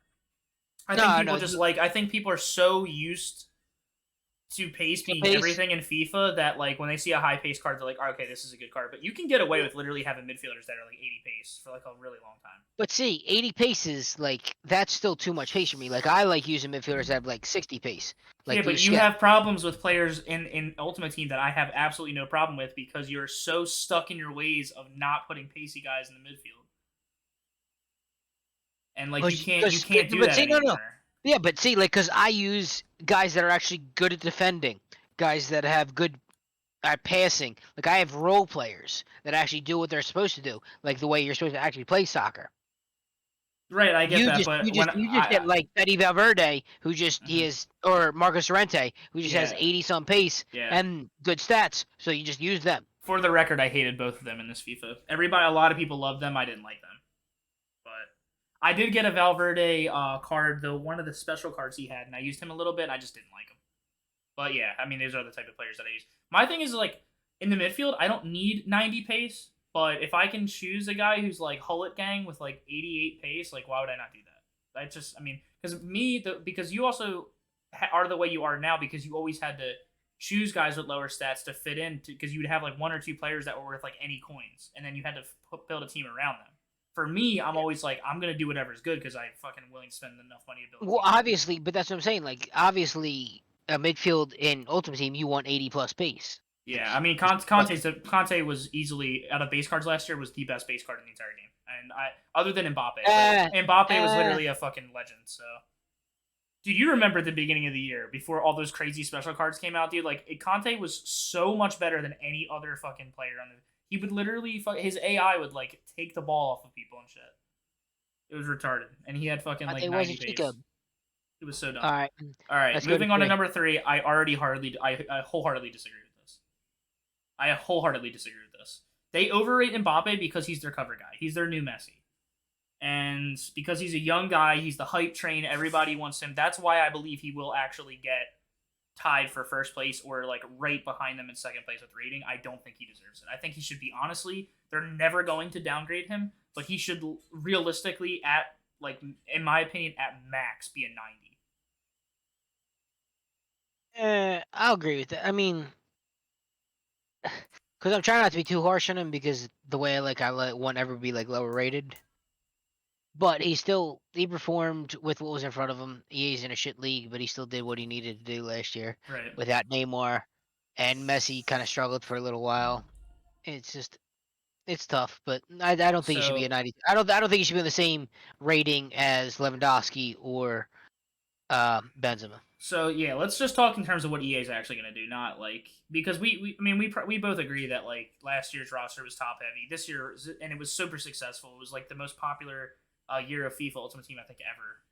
So they're going Yeah. to do it again because everybody can get good players now. Hmm. But the thing is that people feel like they have good players, but when I'm using Mbappe and I'm using Messi and I'm using my team was like 88 rated like week 2. It was ridiculous. You remember when I'm using a team like that, like all these people who think like, wow, my team's like 85 rated, like there's not even a fucking chance they're gonna beat me. So like the real good players are actually like much better. But in terms of realism, what EA is actually gonna do, Mbappe's their poster boy. He's gonna be top 3. I mean, he's just gonna be. I don't agree with it. And I think the only reason that Mbappe didn't make that move to Madrid this year is because of Benzema. They're not gonna put Benzema to the side after everything he just did this year. So he's not gonna go there and be the guy, and he wants to be the guy. So the fact that he wasn't gonna go to Real Madrid and just absolutely be the fucking guy, he's not gonna move yet. So I think that's why he didn't go to Real Madrid personally, because I know he wants to. I don't think he wants to stay at Paris because everybody's like saying, well, he is good, but and I don't think he wants to deal with that anymore. But at the same time, he's not going to go somewhere else for a big money move and then not be the guy. You know what I mean? That's how I feel. But Yeah, no, I got you. All right, on to the next, next one. Kareem Benzema. I agree with this. I think 91 is the minimum acceptable rating for him. He had Correct. the biggest year in football. I think he was the best player overall this year in terms of performance. Maybe not the best player overall, but in terms of the year he had with the team he had, everyone around him was so much better this year as well, which I think is the only thing that you can try and take away from him, but that's unacceptable in my opinion because I think he Well, obviously they won Champions League, but I'll agree with it. Well, So on to the next one. there's players that people didn't necessarily. All right, next is De Bruyne staying at a 91.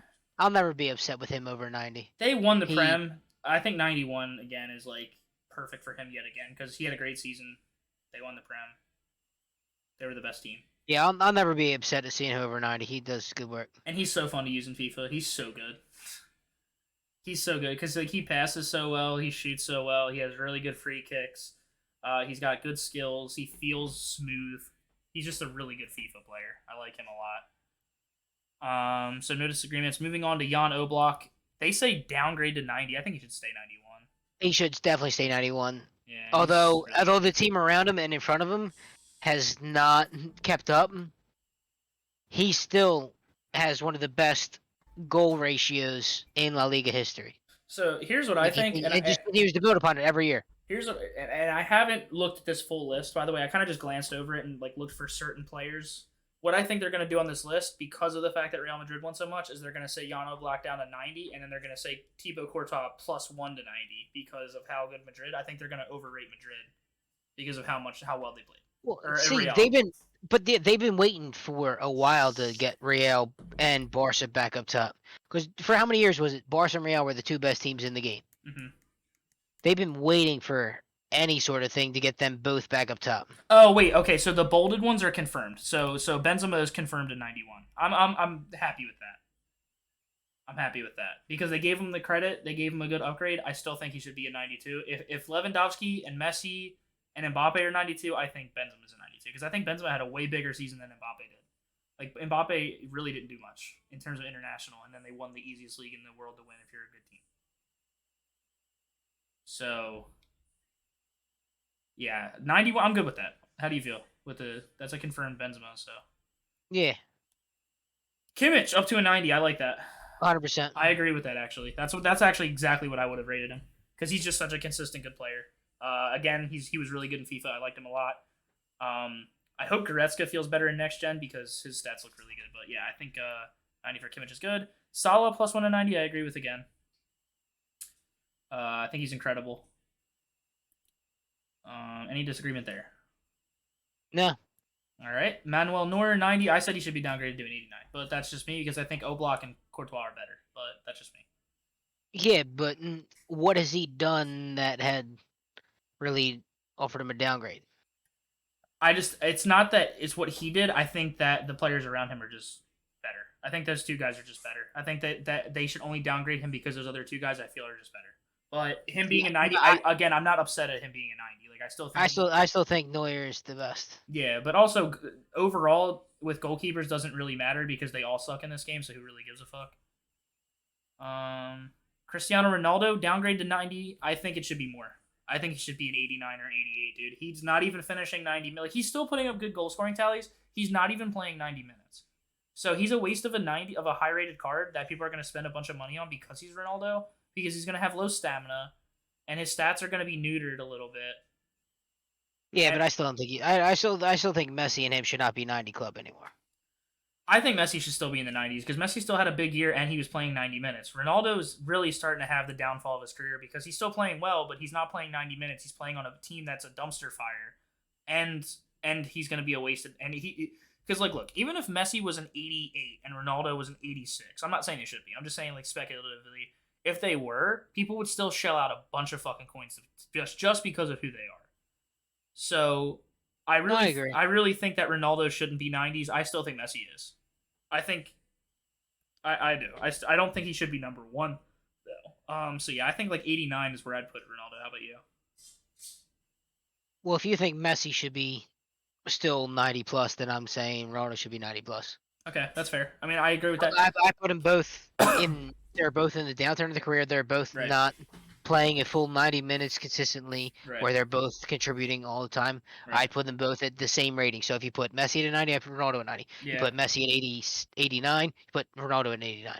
Yeah, and I just never seen EA hold on to players like this. Like usually when players are in the 90 club, and like even Ibrahimovic, man, he was like in the 90s, and then as soon as he had a downturn of his career, they had no problem putting him down there. Aguero had great stats. As soon as he started to hit the downturn of his career, they had no problem putting him under there. Suarez. We were just talking about Suarez. Suarez went from 89 to 83 in 1 year. Right, and they have no problem like letting these other players go down. Like even Griezmann had a huge season, and they fucking put him down. So like these guys, like I don't know what it is about Ronaldo and Messi, but they just refuse to like take points off their overall, and they want to hold on to these guys. Like when 4 years ago they were winning Ballon d'Ors, like they're just not those players anymore. And so like look at their company. It's all guys like Lewandowski, Mbappe, Benzema, De Bruyne. It's either guys who have been proven superstars or guys who are up and coming as like the new guys who are going to be the goats of the generation, and they just keep putting them up there with those guys, and I just don't think they deserve it anymore. But, number 11, Van Dijk up to a 90. I'm good with I that. agree with that. I'm cool with that. Yeah, I'm fine. Youngman's son up to a 90. I also agree with this, and I I know will you totally don't. agree with that. You No, agree? no, no. You I'll do? give it. I will give it. No, no. At this point, no, I'll give it to him. Dude, honestly, I was saying Because earlier though, I could even see him being a 91. And see, here's no, why. that And that here's that I why. will go with that. Here's why. He has been doing this for like 7 years now, where he's been dominating, and then like the last 4 or 5 years, or I'm sorry, the last 4 years, he's been like dominating. He's been And doing it that's long why I enough said he now deserves to a get 90. it. He's been doing it. He's been doing it long enough now to where I think a 91 wouldn't be crazy. Because they But no, no, no. I think 90 is perfectly fine. Yeah. I think he did, but like you said, he's been dominating, and he deserved this. So I'm not mad at it. Right. He's still elite status though. Not at No, 90, you're in elite status. Like I think probably 88 and above are like these are the fucking guys. Like these are the guys. Like if you're trying to watch like the faces of your generation, 88 above, like those are the guys. In my opinion, I just feel like that's how it is. all right. Thibaut Courtois. Yes. See, I knew it. I fucking knew it. Thibaut Courtois, they have it at 90. So they're moving down Oblak to now say Courtois and Oblak are even. I don't think that's the case because I think Courtois is a great player. I'm still so salty that he left Chelsea right when. But he's Hazard- never been a shadow of himself. He's always been good. No, he's a great player. He moved Keylor Navas away. He's been very good. No, he's great. And poor Keylor Navas loses his fucking job everywhere he goes to the next up and coming superstar goalkeeper. But Thibaut Courtois, great player. I don't disagree with this. I don't disagree with this rating. He's a demon, but I'm still salty he left Chelsea. Harry Kane downgrade to 89. That's confirmed. I agree with this.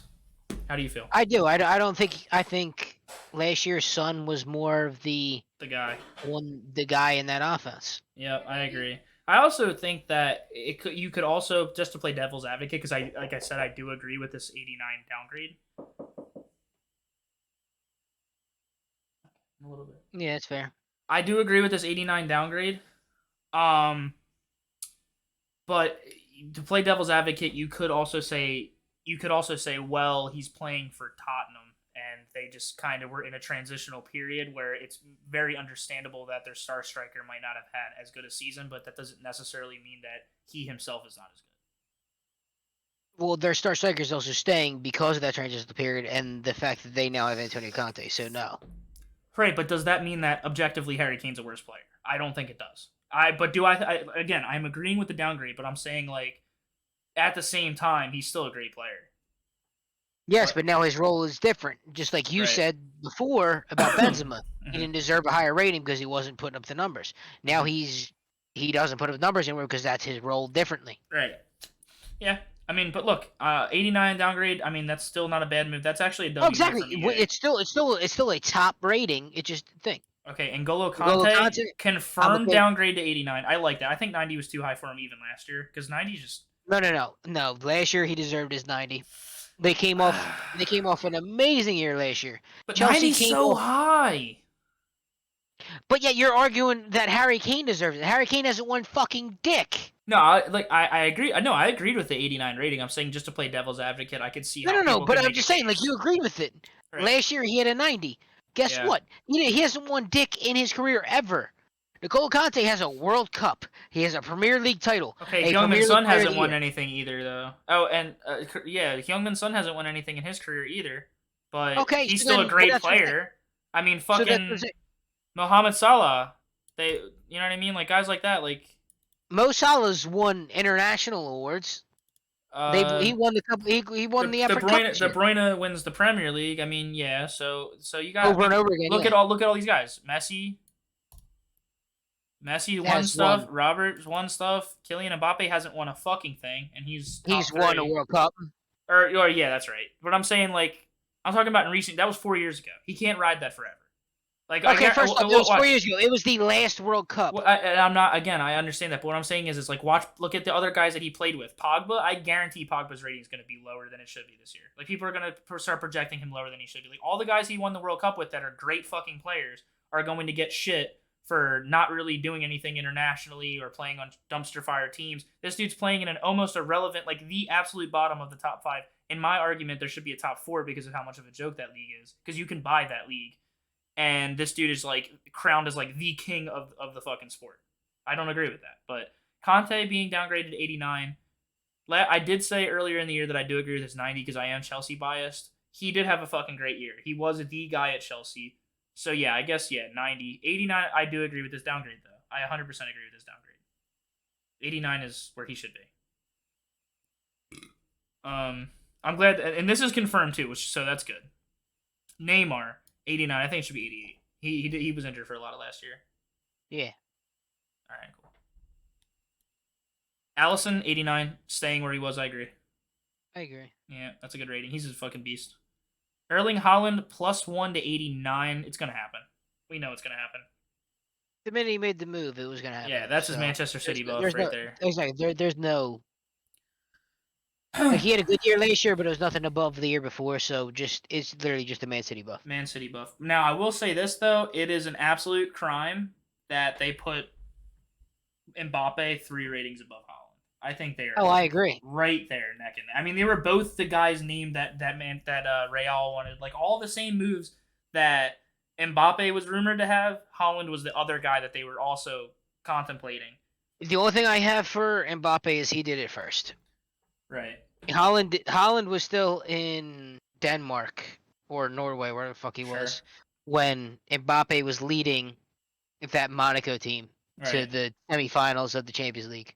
He was also the superstar of that World Cup, like you were saying. So he's always going to get extra bonus brownie points for that. But he was also but that's also just like the Lewandowskis, the Ibrahimoviches. Like you're never going to get that World Cup thing from Haaland. Yeah, but domestically, those guys are so good that it doesn't even fucking matter. Like internationally, almost doesn't even matter.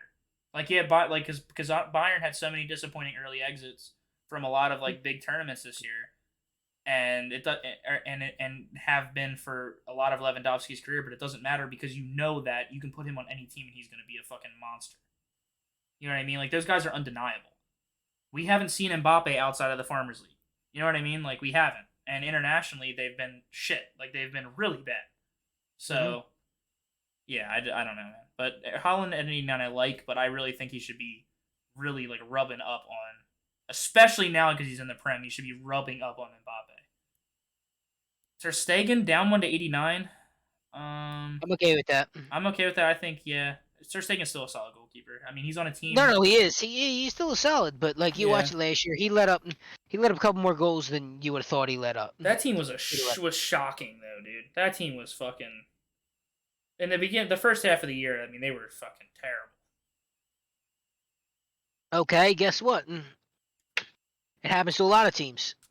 Shit happens. Guess what? Chelsea was terrible first half of last year. Boom. New manager. Oh, and they kept Tuchel, but they weren't amazing. They weren't amazing in the second half. They were better than the first half, though. I mean, they did not pull a Man U. I'll say that. Also, I think Tuchel's fucking garbage. Yeah, well, we're not getting into that. I'm not talking to you about this shit. 89, I agree with. Ruben Diaz up 2 to an 89. I agree with that. 100% agree with 100%. He's the best. I think he should be the best center back in the world. But the only person I put above him is VVD, which is fine. Up there. Yeah, I agree. I agree with that. But VVD's been hurt, so it's fine. You're not going to just have him jump VVD without a full year of them both. So but Ruben Diaz was in the team of the year, and I don't think VVD was because VVD was hurt. Yeah, so VVD missed half of the year last year. So that 89 I agree with, and the 90 of VVD I agree with. The 89 of Ruben Diaz I agree with. I think Marquinhos should not have been in that team of the year, and I'll say that for the rest of time. He should absolutely. I've already agreed with you on that. Yeah, I just want to reiterate that for the folks watching. That was an absolutely ridiculous. Mane at an 89, I agree with. I don't think he should be. I'm fine with that. And I think this Bayern Munich move is one that like people were talking about when it happened and kind of just like whatever about it now. But like I think that's awesome that he's over there. I think that's fucking sick. Yeah, it's awesome for him. Yeah, I think it's going to be really fun to have him on FIFA this year too at Bayern because it's going to give you an option for the Bundesliga that they don't normally have, which is an all-around winger that has speed on top of that. He has everything, and there's not a lot of wingers because they just don't, they play more right mid, left mid centric play. So I think having an attacking winger in the Bundesliga is good. Well, I mean, they had Leroy Sané and Gnabry last year. Yeah, I just they have their pace pretty low though. They have them as like left and right mids. Ederson at 89, I agree with. Yeah, I'm cool with that. Yeah, Man City's fucking huge this year, man. They're always huge. Casemiro, not at Real Madrid anymore, but at Man United, 89. I could see him getting a Man United buff, but I think 89 is probably more accurate. Yeah, I don't think he should be a 90. No. I don't think he should be on the near Kimmich or De Bruyne. No. But he's very good, and I give him that. Yeah. Marquinhos +1 to an 88. I disagree with. Disagree 100%. He plays against Farmers League, and he fails out every time with Brazil. Yeah, they had a very lackluster year this year. So for them to continue to give like every PSG player is either where they were, except for Messi, but that's because he was GOAT status. So everybody's getting either a buff or staying really high inflated ratings, and I think it's only because EA is trying to sell their game more. But Marquinhos is like, again, underwhelming performances internationally. Like, they win a very uncompetitive league, and then as soon as they come out of that league, they go right into playing against fucking teams that are winning the other leagues, and they're not even like, they're just getting trashed on. Like, it's not even. Everybody said close. that last year was supposed to be the first 6-star team in FIFA, and they didn't do dick. Right, they sucked, and they were struggling to give people even like, I don't even think Mbappe had a Team of the Week card last year. I think I think he had one, but yeah, I think he had one like later on in the season, and then like he had his. Team I think it was no.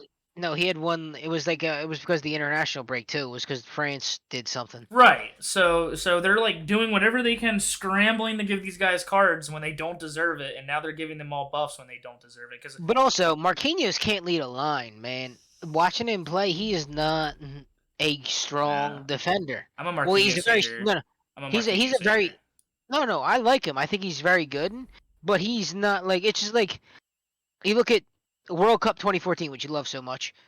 Thiago Silva falls out. David Luiz and Marquinhos, right? David Luiz has to step up and lead the line, and they fell apart. Nobody was on line with each other. Offsides, like if they tried to offside trap, nobody's on the same page. That's how I feel like it is when Marquinhos is leading the line. It's not there. Right. Well, I always approach this from a more FIFA-sided approach, and you approach from a more real-life-sided approach. And the only reason I approach it from a FIFA-sided approach is because FIFA is an entire world within its own. No, I agree. And I think from a FIFA point of view, I think this +1 is going to happen. I think it should absolutely not happen. But no, I agree. But I think Marquinhos is a good player. I'm just a Marquinhos hater because EA overrates him all the time.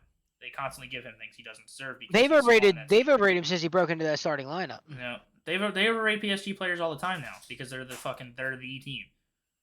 Thomas Muller +1 to 88. Honestly, dude, I agree with this. I think he should be probably an 89. Like, he's such a good player, dude. He's so fucking good.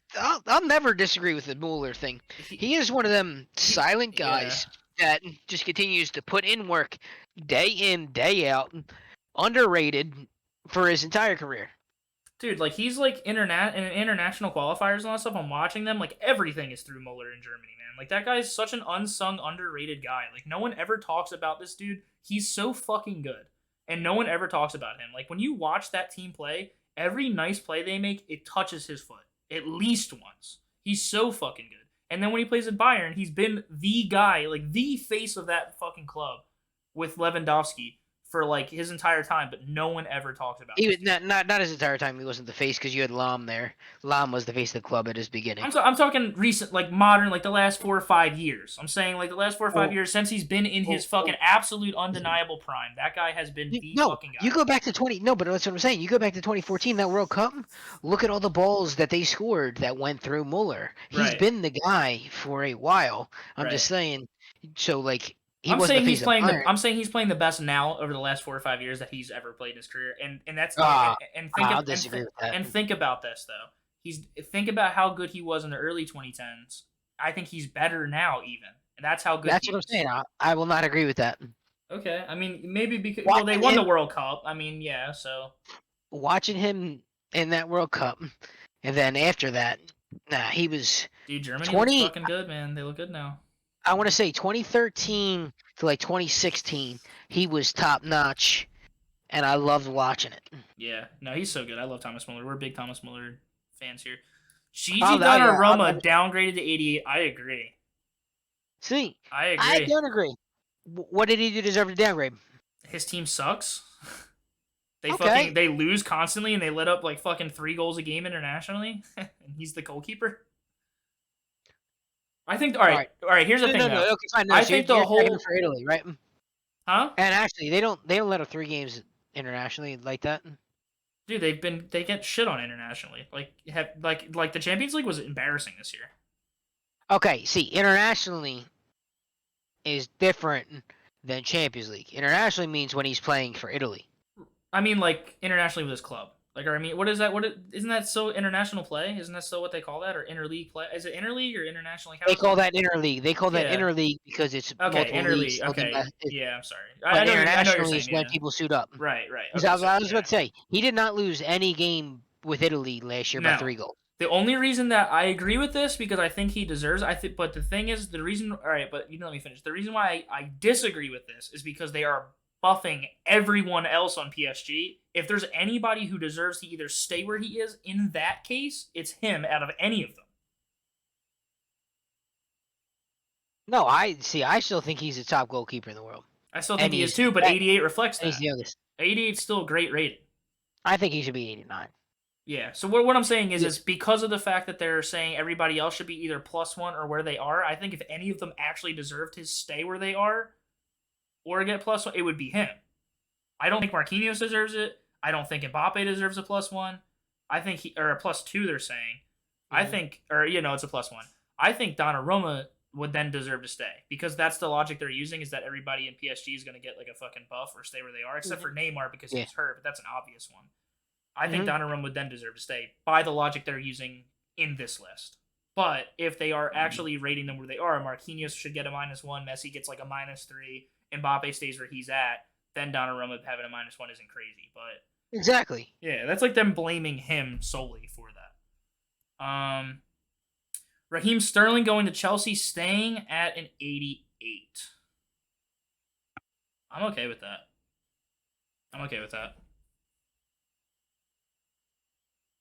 I think. I mean, how do you feel?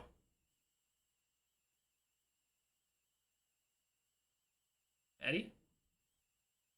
Yeah. Well, my bad. Yeah, you're good. So Raheem Sterling, Chelsea, 88. I'm fine with that. I think. Is that a neutral last year or a downgrade? Neutral. Yeah, that's fine with me. I agree. He didn't he didn't excel last year. But he didn't also shit the bed. I think that's fair. No, and City had a good result, and he was a big part of that. So yeah, I like that. Yeah, no, that's fine. I also like that move to Chelsea. I'm a fan of that. But that now makes our boy Pulisic. I don't know, but see, who knows? Because Tuchel's a fucking garbage coach, so he does not know how to get his attacking people. Toni Kroos confirmed staying in an 88. I agree. I 100% agree. He is one of the best midfield stays in the world. He continued to play week in, week out. One of the most minutes out of anybody his age, and does not underperform. I am so sick of these fucks at EA giving this dude high ratings with a completely unplayable card because that's insane. He is so fucking good, but his FIFA cards are so shit against the because meta. You and everybody in the meta are all pace whores. Dude, he's got 54 pace. That's not me being I don't give a shit. I don't give a shit. No, I don't give a shit. Like I said, I ran a midfield with him, Busquets, and David Silva one year, and it was fucking great. Okay, but in my budget with a 1 million, let's say 1 million coins is my budget, he's never making it on that team. There's no way. There's like a dozen players better than him, not even counting just pace. And now with Yaya Toure, like, there's no shot he's making it in there. Okay, that's fine. Plus, you have Goretzka, who was an 86 or 87 last year, who was a fucking Hullet gang member. Like, why would I ever play Toni Kroos over that? Because Toni Kroos is a better actual player. His free kicks are he plays a certain role. Like, that's just literally... Like, I build midfields that play, like, certain roles. See, my experience last year was that all three of your, like, if you're going to play 3 midfielder set or a 2 midfielder set, all of those midfielders have to be all-arounders for you to get the best possible results. Midfield was, like, the most important position last year in FIFA. If you had a good midfield, you could literally play anybody at forward that's, like, somewhat decent and have a good result. Because midfield was so important in last year's FIFA. Last year, when I didn't do the 4-4-2, where I had 2 box-to-boxes, I didn't even have 2 box-to-boxes. I had a holding and a box to box. I ran a 4-3-3 like I always do, and I had a holding midfielder, a box to box, and an attacking midfielder, and it worked out very well. One playmaker, one guy that could do everything like that, and then one guy that just sat back and defended. Right. Our play styles are definitely different. I know last year I made it to Elite Div. I know you could have done that if you played as much as I did. You would have made Elite Div. On 2 play styles, which proves that if you're a better player, you can still win.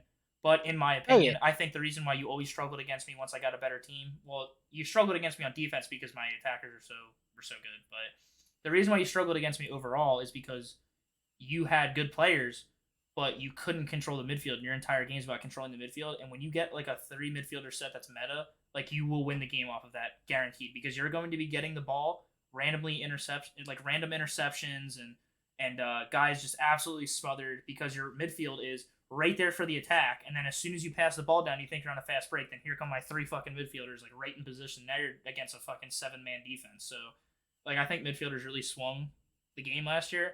This year I want Tony Cruz to have a little bit more of a playable card for other. He won't. For the He won't standards.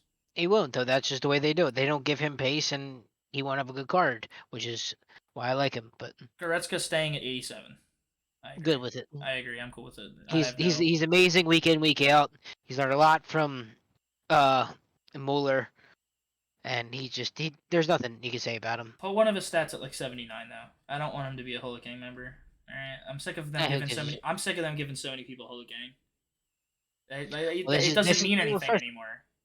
Well, yeah, but this is also back to what I've said, that we give too many people higher ratings that don't deserve it.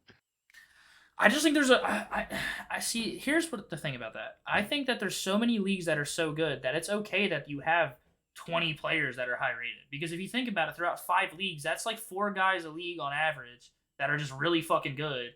Like I think that's okay. In my opinion, I think there was games where FIFA had 5 people rated 90 and above. There was games where they had nobody rated 90 or above. Exactly, which is what I like. We should not have 10 people rated 90 and above. But overalls have never meant less than they do now, though. Also. That's fair. I'll agree with that. Because you get 2 people that are 5 overalls different, and they're both strikers. They have the same exact shooting and fucking passing and everything like that. That the only parts that matter for striking overall. Or you can play 82 Presnel Kimpembe base gold, and he can neutralize 390 plus overall attackers. Anyway, Bruno Fernandes downgrade to 87. I agree. I think 86, but that's me. See, like I'm not gonna completely fault him. Like I'm down with the downgrade, but I don't think he should go down to 86. But like we've talked about, he's a product of his environment. That entire team is just shit show. He's a dumpster fire, and he's just going down with the ship. So I agree. I'm not blaming him, but like 88, I feel was even high. Like 88 was really fucking high. Like he had a pretty good season, but like he did okay. You know what I mean? Like he's a good player and all, but like holy fuck, man, 88 is high. Yeah, but he also absolutely destroyed it for Portugal in every European competition. Yeah. Yeah, I feel for Premier League guys though. They rate them off of how they play in league play. Like if you really look at this, it's like completely reflecting league play. Like that's really what they look at, because like look at Conte, they're saying that he's confirmed to downgrade. I mean, he played good for France. You know what I mean? Like I think they're very league play sided when they make these ratings. I feel. And well, that's their bread and butter, man. Luka Modric staying 87. I agree. He's still really good, and they had a fucking great season. So. Oh, I would say that's another Champions League. Yeah. Can't really downgrade one of the main guys in the midfield. He's a beast. He's a fucking beast, and his cards are always good. Hugo Lloris staying at 87. I'm not going to disagree with that. You don't think downgrade? You don't think this is the year? Well, no, because he's still in France, still playing well. Yeah, 87. Yeah, that's what I'm saying. No, I think he's still fine. 87's good. He's. I mean, that's the thing. Like you see a guy like him play for fucking Tottenham, and it's like and then you see him play for France, and you're like, wait, this guy's incredible. It's the same fucking thing with Pogba at Man U. You see him play at Man U, you're like, oh my god, is this guy are these guys for real? With this dude, with all this money they paid him, and then he plays for France, and he's like the fucking dude. Like, so it's just I don't know, it's crazy. Szczesny staying at 87. 100% agree. I'm cool with that. He's great. Mahrez +1 to 87. I'm good with that still. I'm 100% agree with that. Yeah, his last year play was instrumental on their go. He's fucking awesome, and he's fun to watch too. He is. Yeah, I like that guy. 87, I'm agree. No disagreements there. João Cancelo +1. I think he should be +2. I think he had a great fucking year. I think he's awesome. He was in the fucking team of the year. He won the Premier League. He also did whatever was asked of him and played on both sides. Yep. He was a right back and he's been a right back for his entire career. Yep. Started playing left back last year. And now he's like the best left back. He's arguably one of the best left backs in the world. So yeah, at least a +1. Yeah, and he's not against. I mean, at right wing, there's a lot of fucking animals that he's playing against every week, and he's still like shitting on him. So I think that guy's fucking a beast. I don't know. Yep.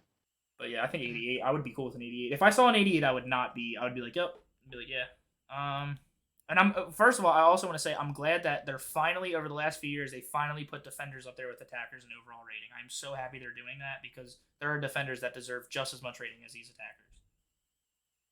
Sir. Skriniar +187. I agree. He's a beast. 100%. Dude's a beast. Dude, Inter Milan, and I'll say this for all of Inter Milan's defenders, they let up like the least goals in all of the top 5 major leagues last year, and were close to. And they they lost, but they lost the league by like 1 point. Skriniar's also the man though. Oh, he's been a stud. He's fucking awesome. I love Skriniar. I love this guy. Yeah, he's a fucking beast. And it looks like they're going to extend him now because PSG doesn't want to pay 80 million for him, 70 million for him. Yeah. So, all right, who's next? Kingsley Coman +1. Again, another good year from Bayern. They went deep in the run. They won another. They walked to another Bundesliga title, and he was instrumental in that. He's also a little wee baguette boy, and they love them. Exactly. So it's fine. They love their fucking long cigarette smoking boys. Bernardo Silva +1. I agree.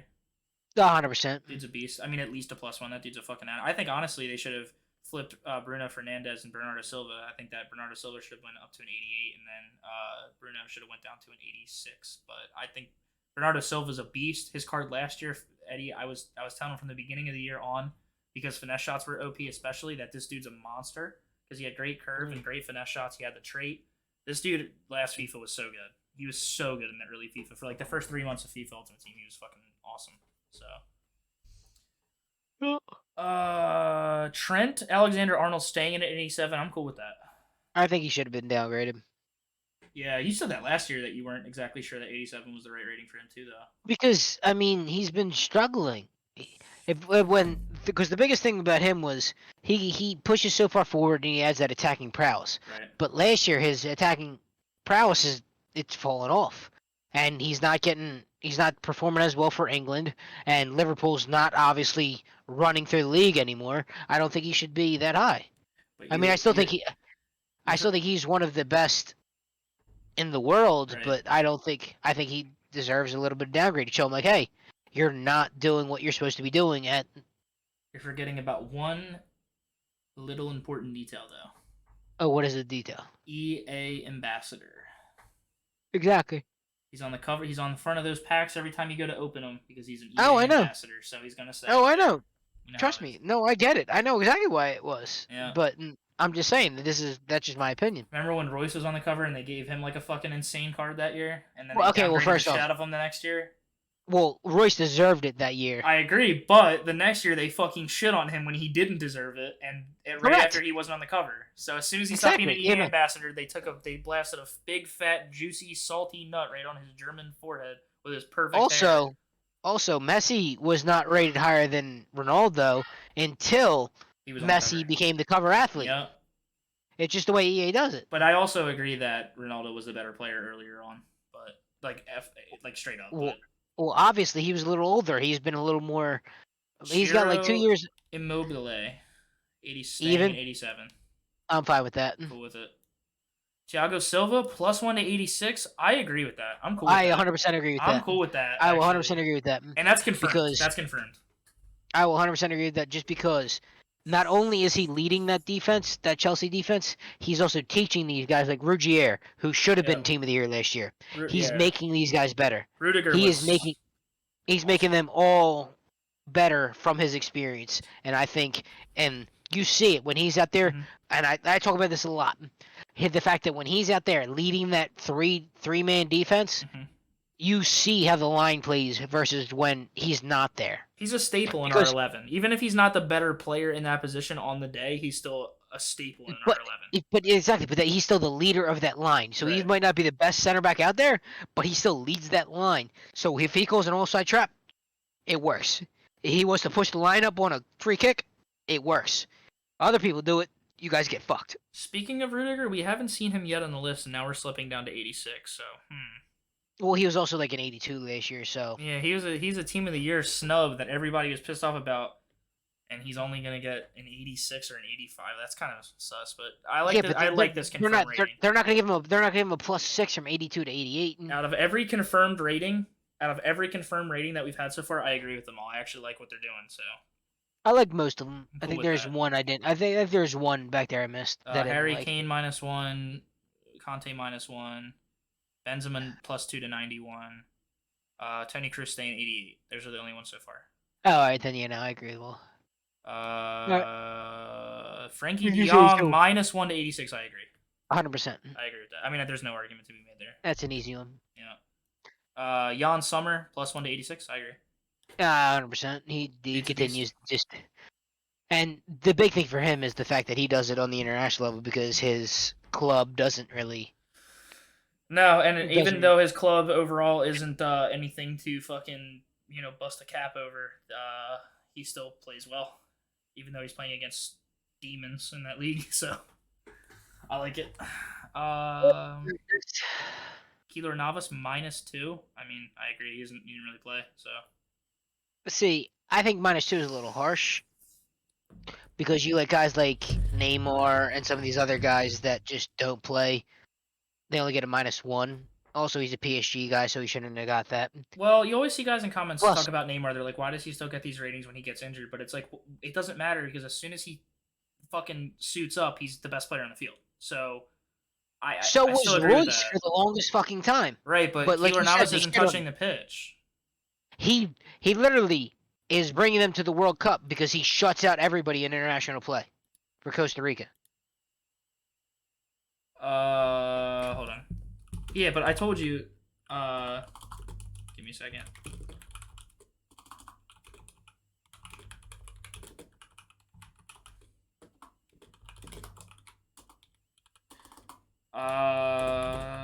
But like I was saying, god damn, my typing has been so bad because I haven't been on my PC constantly. They're very club-sided with their mindset and ratings. They're very club-sided. Except for in World Cup years, because next year it's all going to be about what they did in the Yeah, World but he's Cup. on Costa Rica, and Costa Rica doesn't sell packs. Actually, Colombia doesn't sell packs either, but Falcao literally got a +7 bump. Yeah, because he sells packs. Romelu Lukaku -2. 100% agree.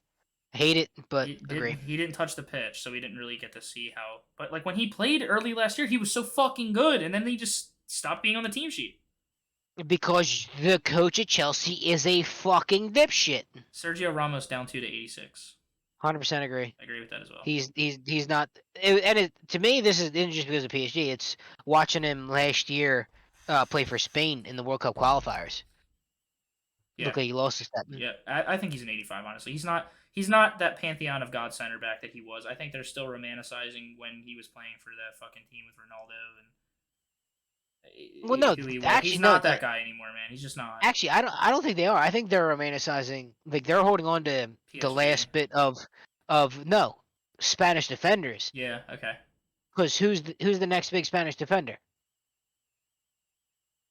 Go ahead. Like you went from Puyol to Ramos. Yeah, PK in there too. PK. Like who's the next guy that's going to lead that defense? Yeah. PK's already on his way out. Right. You know what I mean? Like they don't have anybody anymore. No. You got Eric Garcia, who could possibly, but he's at Barca and he's Right. fucking sucking because he doesn't get any time. Like it's just Yeah, we thought it was gonna be Mark Bartra or whatever, that guy that fucking Barcelona signed or whatever, and he ended up shitting the bed. So we're kind of. then he went back to Betis, right? Yeah. Andy Robertson -1 to 86. How do you feel? 100% agree. Yeah, I think so too. But honestly, I all right, think- no. Here's where I disagree though, because if you're gonna downgrade Andy Robertson, then you have to downgrade Trent. Well, I already told you I wanted to downgrade Trenton, so Right, but I don't my stance stays the same. I don't know. I See, think no, because I thought they were gonna keep Andy where he was too. But since they downgraded him, they have to downgrade Trent. They have to. If they're using this logic, they have to. But yeah. No, they won't though because Trent's English. And he's a fucking little EA advocate boy. Marco Verratti -1 to 86. That I don't like. I don't like that. Nah, Verratti's a monster, dude. He's never a good like foot card, but that's still not right. I don't think he's done anything that deserves that. Nah, he's a beast. He week in week out is one of the best passer ratings and does everything he needs to do. I don't think. Nah, he's good. Theo Hernandez +2 to 86. I agree. 100%. He was the best year. left back in. He was the best left back in Serie A last year, hands down. Scared everybody. He was playing like the best left back in the world for a stretch of a couple weeks there, and he had I think 3 or 4 informs last year in FIFA too. So he's. Oh, he did, yeah. So EA definitely recognized his brilliance last year as well. So that's gonna. Which is why you see +2. No, 100%. Yeah. No, I agree with that. No, he's a beast. I don't like that solely for the purposes that he's French and it's gonna be way easy to slide him right into a team and make him annoying as fuck to play against. But we're at the halfway mark. Angel Di Maria going to Juventus is one of those transfers I kind of forgot about, but he's a -1 to 86. I think he should be a -2 to 85. I just don't think he's that great. With how many +2s and -2s, I'd agree with that. I don't think that he's not. They're holding on so hard to the guys who are good between FIFA 14 and 17. I just don't think he's that guy anymore, man. I just don't. He's just not that guy anymore. And I don't. Yeah, but see, here we'll see this though. I don't think he is, but now he's in the league where it's all about that skill, so we're really going to see. Yeah, but we also get a hyperlink between him and Dybala, which is really nice. No, you don't. Dybala plays for Roma. That's right. Oh my god, I forgot about that. Oh, fuck. He's going to be even more annoying to fucking... Ugh. I mean, technically still hyperlink because it's going to be... Yeah. It's going to be in Argentina and Serie A, but yeah, there it is. AS Roma -1 to 86. Do you agree with that? 100% agree. 100% agree. Yeah, Dybala did nothing last year. I'm glad that they said that because I was afraid that people were gonna keep him up there because he's a fun player and he's really good for FIFA and people love him. But I agree with that as well. That. He was one of the biggest prospects in the world. And don't get me wrong, he's flamed out, but not as bad as other people have. You think so? I mean, he's still a great player. Yeah, but for the heights they were talking about him, that's not his fault. Yeah, it is. He's not lived up to him. Yeah. I think look at his goal scoring sheet at Juve. Marcus Llorente stays 86. I agree. 100% agree. Yeah, dude's a stud. Lautaro Martinez +1 to 86. I agree. Oh, I 100% agree. He continues to get better and gets even respect from Messi on the fact that he is the only striker that can actually. Him and Messi have like some of the best goal scoring records together out of any Argentinian combo over their games played because he's one of the few people that. And it's nothing against Kuhn or any of the other great Argentinians to go through there that played with Messi, but he does it well. And look at him in Serie A; he continues to week in week out. He performs. Right, dude. Thinking of him up front with Dybala at cam, and then you have or even center forward behind him, and then you have Di Maria at right wing. That could be a fun matchup depending on how they rate these guys. Maybe a pretty fun team, and that'd be affordable. Mm-hmm. Yeah. Mikel or Yarzabal from Sociedad going up to 86. Don't know enough. 100%. Dude, kid's a stud, and he shouldn't be playing for Sociedad anymore. He is definitely good though. Like I've seen him play, he is good. I didn't follow his season enough to. He kept it up last year, and I was surprised that he's still there. His card was good this year in FIFA 2, actually though. It was really good. He's so good, man. And Kunku +5 to 86. I think it should be more. His season was monster. I mean, he's but like we said, FIFA EA will not give more than like a +5. I mean, I think the max upgrade. If the max upgrade is realistically a +5, then that's the minimum that I'll allow. But I mean, he was an 81 last year. I mean, dude, he had a fucking special 80, card out every week. I'll say this: over 80, the max they'll give is a +5. And that very well may be true, but an 88 or an 87 for him, I wouldn't be completely in agreement. That dude had a fucking ridiculous, dude. Every week they're like, "Did you see what Nkunku did?" Like he's just insane, dude. Did you see what he did this year already? He's already out there performing again. Yeah, he's a fucking But animal. I'll say this though. When they do something like this with a player like him, as special as it is, you get the winter update. He'll get another +2 or +3. Right, and they Look at didn't that. really do much for the win. They didn't really like advertise the winter update this year. I don't even think they did one. No, they did it. They always do it, but it wasn't. Nobody really special was in it. Yeah, like That they had actually like really mattered. like they usually have like 120 players that get upgraded, and there's some big upgrades in there. There was one time they had a guy who was like a non-rare silver. They upgraded to a rare gold player. I remember that. Well, yeah, but that's what I'm saying. Like you go from like 70, like they'll give you 10. Yeah, I think Once you're I over think 80, Nkunku is that fucking. once you're over 80, they won't give you more than 5. Nkunku's a beast.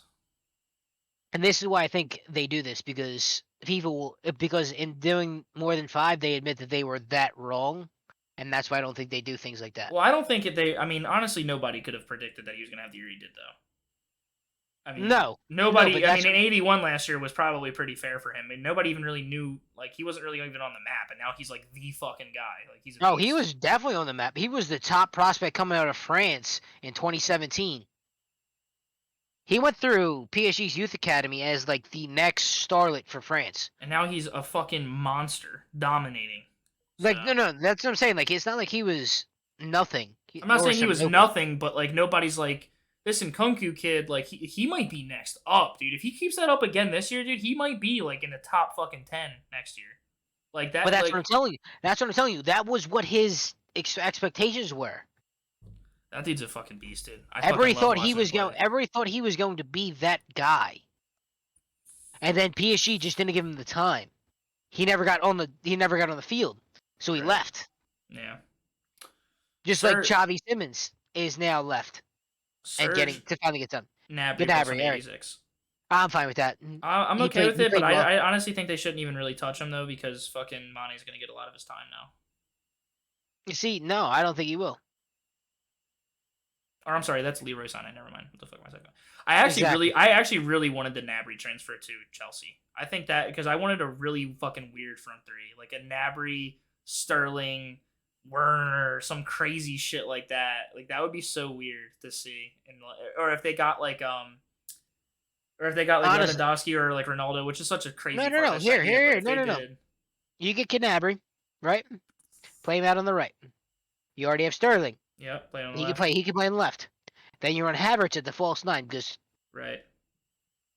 he's already proven that he can play a false 9. Another super strange front three that nobody would have thought was possible last year, but yeah. But that front three works extra well because of Gnabry's pace and Sterling's pace makes that front three even better because that false 9 gets drug even deeper, leaving Havertz his more space and easy. Yep. I like it. I like that. Like I think Gnabry would have been a fucking good transfer and it would have been a really interesting front three. But I think that Sterling, I like the Sterling transfer also because I can finally root for the guy. Because how the fuck can you root for Manchester City, dude? You know what I mean? Like it's like fuck. How can you ever like be like yeah, like fuck them, you know? But I think it's gonna be cool. Thiago, 86. I think it might be time for a downgrade, Eddie. How do you think? What do you feel? I'll never say it's time for a downgrade for him. You love that guy. Just same statement you said about Neymar. Okay. When he steps on the pitch, the game changes. Sure. He is so talented with the ball. Yeah. And he changes Liverpool's offense every time. He changed Bayern's offense the entire time when he was there, when they went to the Champions League final. It just the kid is special. He just made a glass like Neymar. Did you hear what Neymar said about him though? What? They asked what Neymar's top 5 most skillful players playing today were. Thiago was his number 1. Agreed. I think that's what I'm saying. He changes the game. He is so fucking good, man. He is like, if you actually like slow down his clips and like some of just like the fucking even just like bullshit like 1-2 touches between his feet that he does around people it's magical. He's fun to watch. He was injured a lot. I thought he was going to they would say he's a downgrade because he's not that Neymar level superstar, but he's an incredible player. I mean, so if he stays 86, I'm not going to be angry with it, but I could see them downgrading to like an 85 just because he was. But that's what I'm saying. I don't think he deserves the downgrade. He's a good player. He's a great player. He's fun to watch. He's also really good. He's fun. He's good for FIFA, I think. He's a really good FIFA player. I think he's very good for FIFA, yes. Yeah, and he's going to be a 5-star skiller, obviously, again next year, which is always welcome. So. They will never not make him a 5-star sealer. Mike Magnan from AC Milan going up to 86. I agree. All right, 100% agree. After Huge last year. year, Huge year.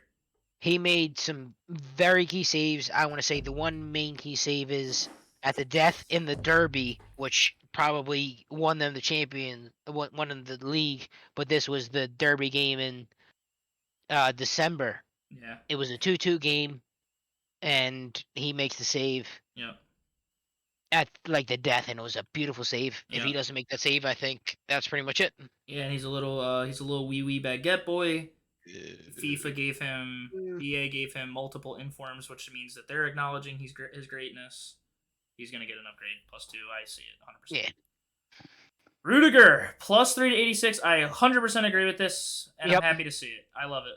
I love it, and I think he's gonna have nuts stats this year. I think his card's gonna be juiced past what an 86's normal card would look like. He's gonna have the stats this year that he should have had last year. So I'll agree. So I'll agree with that. That's easy. He's a Team of the Year snub. Edouard Mendy confirmed 86. I agree. I agree. All right. Nah, he's a good fucking player, man. He's really good. They did not give him. See, I think what they're doing is they're giving him the +3 rather than the +1 or 2 because they're adjusting for how wrong they were last year with giving him an 83. In my opinion. I'll just Fucking hater, dude. Rodrigo from Manchester City staying at 86. I agree.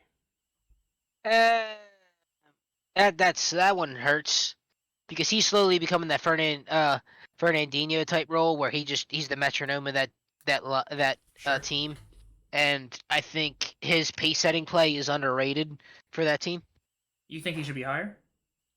I do, because Fernandinho was always had a certain level, and he's not getting the same respect. His cards were insane back in the day too. Fernandinho, his cards were fucking nuts. And then him and Paulinho, those two guys playing them in the midfield back in the day, man, those cards were fucking nuts.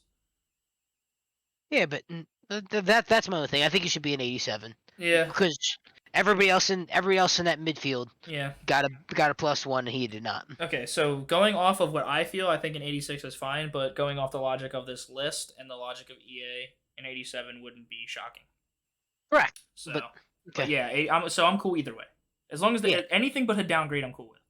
Exactly. Yeah. No, he should never be downgraded. Merrick Laporte staying at 86, I'm cool with that. I don't really see him Laporte being an 87 or 88. I mean, I don't think. See, Laporte, I can't give him that like huge upgrade or really huge upgrade just because I still see problems when he goes to play for France. See, this is the thing. Like it's easy to say pick things out when you're playing for the best club in the world or one of the best clubs in the world. At Real Madrid, Barcelona, Chelsea, Man City, right? Mm-hmm. But when you're playing for your nation, where all bets are off, right? Like there's times when you see Poland beat England, right? Right. With just Lewandowski, like it doesn't matter. All bets are off when the things. That's where you really see a lot of things. I'm just a little weird, and I pay a little more attention to the international games. What's your verdict on this guy? I think he should have. I think he should have been a downgrade. Okay. All right. It just goes to show that to prove my point even further that it's club levels what they really care. Kalidou Koulibaly with the move to Chelsea staying in 86. I think he's going to get a Chelsea buff to an 87, but I think 86 I don't think as much as I'd like to say it, I don't think he as much as I like to give him the buff, I don't think he gets the buff because he had a I think his buff is going to be what's going to keep him even. Sure. Cuz he struggled a little bit last year in the Africa Cup of Nations. Sure. And he struggled a little bit for Napoli. And by struggle, I mean, like, he wasn't the lockdown #1 defender in Serie A like he was. Yeah, and I think the first 2 or 3 months of the season are really going to determine where he's valued overall. Mm-hmm.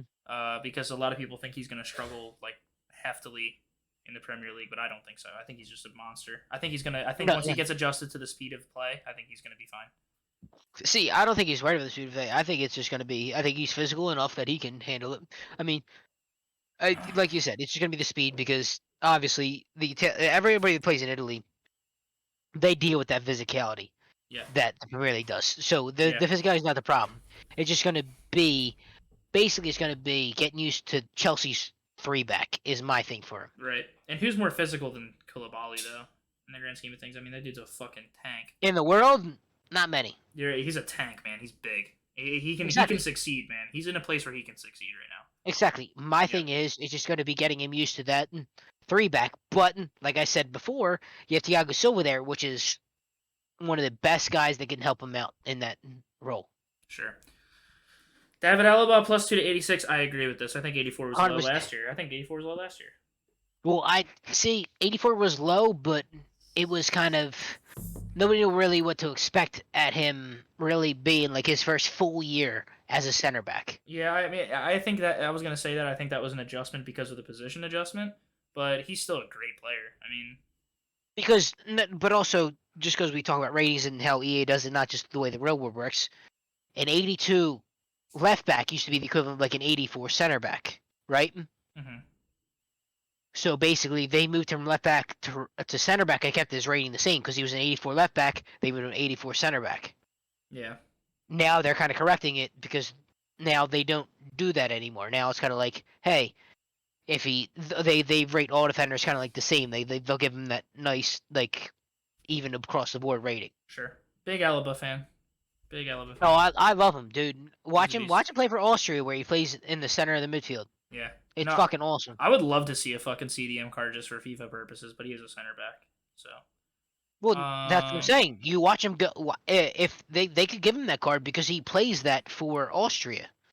Right. He plays in the midfield for No, Austria. I agree. I agree, but again, they're club sided and he's playing mostly center back for Real Madrid. David De Gea +2 to 86. I don't agree with that. I do not agree. I'll give him a +1. Yeah, a +1, even that's like okay, but +2, it's No. I'll give him this because last year, like I said, everybody went to die at United, and then last year, he really saved them a lot of points with some big saves, and he also fought his way into a couple starts sure. for Spain. Spain. He's not. Which- He is not the guy he once was, though. Oh no, he's a shell of himself. He is not the guy from 2017 that was best goalkeeper in the Premier League. Yeah. Like there was a time where I thought, and this is actually honestly, this is what I said back then. Because me and Shane were talking about it. We said he relies too much on his athleticism than positioning. Yeah, it's always been the case with him, though. His positioning was poor, and now he plays with a fucking defensive set in front of him where he can't really do that anymore, especially so. But that's what I was saying. I'm like, I'm not sure how long this can last because of how he things like that. Because it was still when we're talking about Buffon still being in the top tier of goalies. Obviously Neuer was like number one, but Buffon was still out there. Like, you know what I mean? Like we still thought of him just to like. And me and Shane were talking about the longevity. I'm like, De Gea will never have that longevity just because he relies too much on his athleticism Same instead thing of with position. yeah, it's the same thing with like guys like Ochoa. Like guys like that are good for 2 years, and then once they can't fucking spring into action and fucking jump across the entire fucking net anymore, it's like, what the fuck are you gonna do? Exactly. It's just like, So. and it's not his fault. It's just the way he's a keeper. Jorginho, Chelsea confirmed staying at an 85. I disagree. He needs an upgrade. He's an 86, in my opinion. He's European Okay. Player of the Year, Team of the Year player, played in a team this year that performed fairly decently. He's the leader of the midfield. I say Chelsea underperformed. Chelsea underperformed, but that's because they're one of those clubs like Man United that have huge expectations. Every year they don't win the league or play second, or every year they don't go deep into the Premier League or deep into the Champions League. That's an underperformance. But I think by his standards, I still think he's an amazing player. So, and in his accolades last year, FIFA Pro World 11, European Player of the Year. I mean, he's got to be an 86 in my opinion. Right, no, but you're saying this, right? But yet you're not giving anything to Donnarumma, who literally was the best goalkeeper in the world last year with his saves and winning the Euros.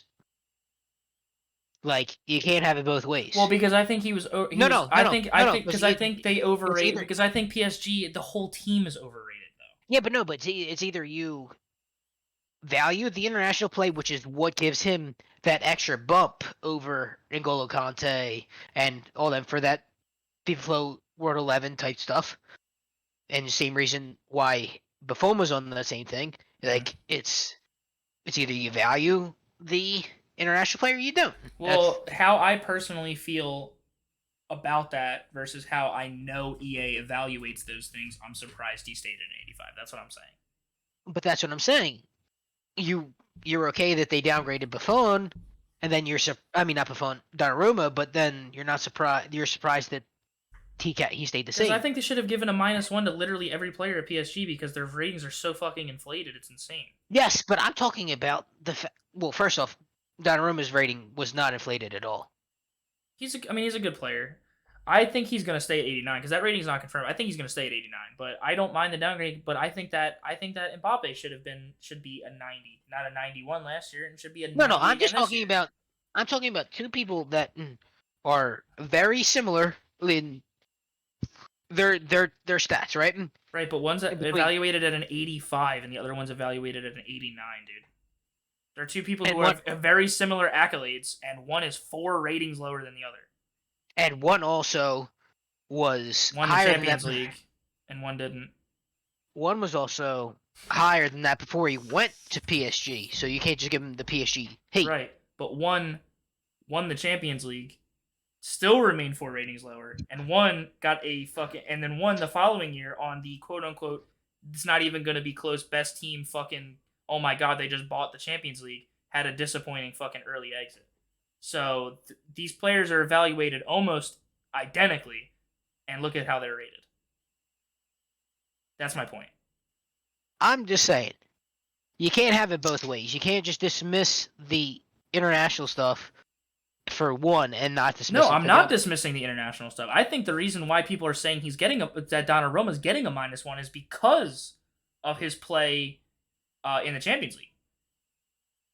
That's why I think he's getting that. I really do. Because he's a great player. I don't hate him by any means, but by the same logic, Jorginho should have a buff at the same time. That's my opinion. That's not international. That's interleague. International is where they win Euros. Mm-hmm.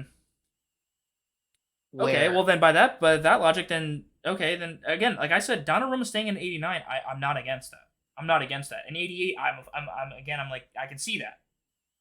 I'm not like I'm not bringing out the fucking pitchforks and saying fuck Donnarumma. I'm not saying that. But at the same time, Jorginho's on Chelsea, and you know how I feel about how they rate Chelsea players.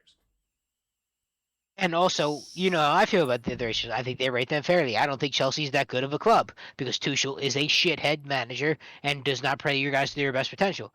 And Jorginho is also not a foot guy. He is a slower player guy, kind of like a Verratti. Mm. He can play the ball. He's a nice holding midfielder that's never going to be good in foot anyway. And I've used all the team of the years last year. His team of the year might just have been the best one. I mean, it was so good. His team of the year last year, so which good. Was well deserved, and there was a reason he was in the short list and everything like that, which I agree with. I have no Jorginho slander. I'm just saying you can't ignore the international, what they did in Euros, and then just focus everything on their club. Yeah, but he's on that team too, though. That's what I'm saying. You can't just like. But what I'm saying here's what I'm saying. I'm not trying to have it both ways. What I'm saying is that both of those players were on the same team internationally, and then interleague play, Jorginho overall over the last 2 years versus Donnarumma in the past 2 years is net better internationally. He's playing. How is he net better? Because he won, and then they exited at the same time this year. So he's net better in international interleague play.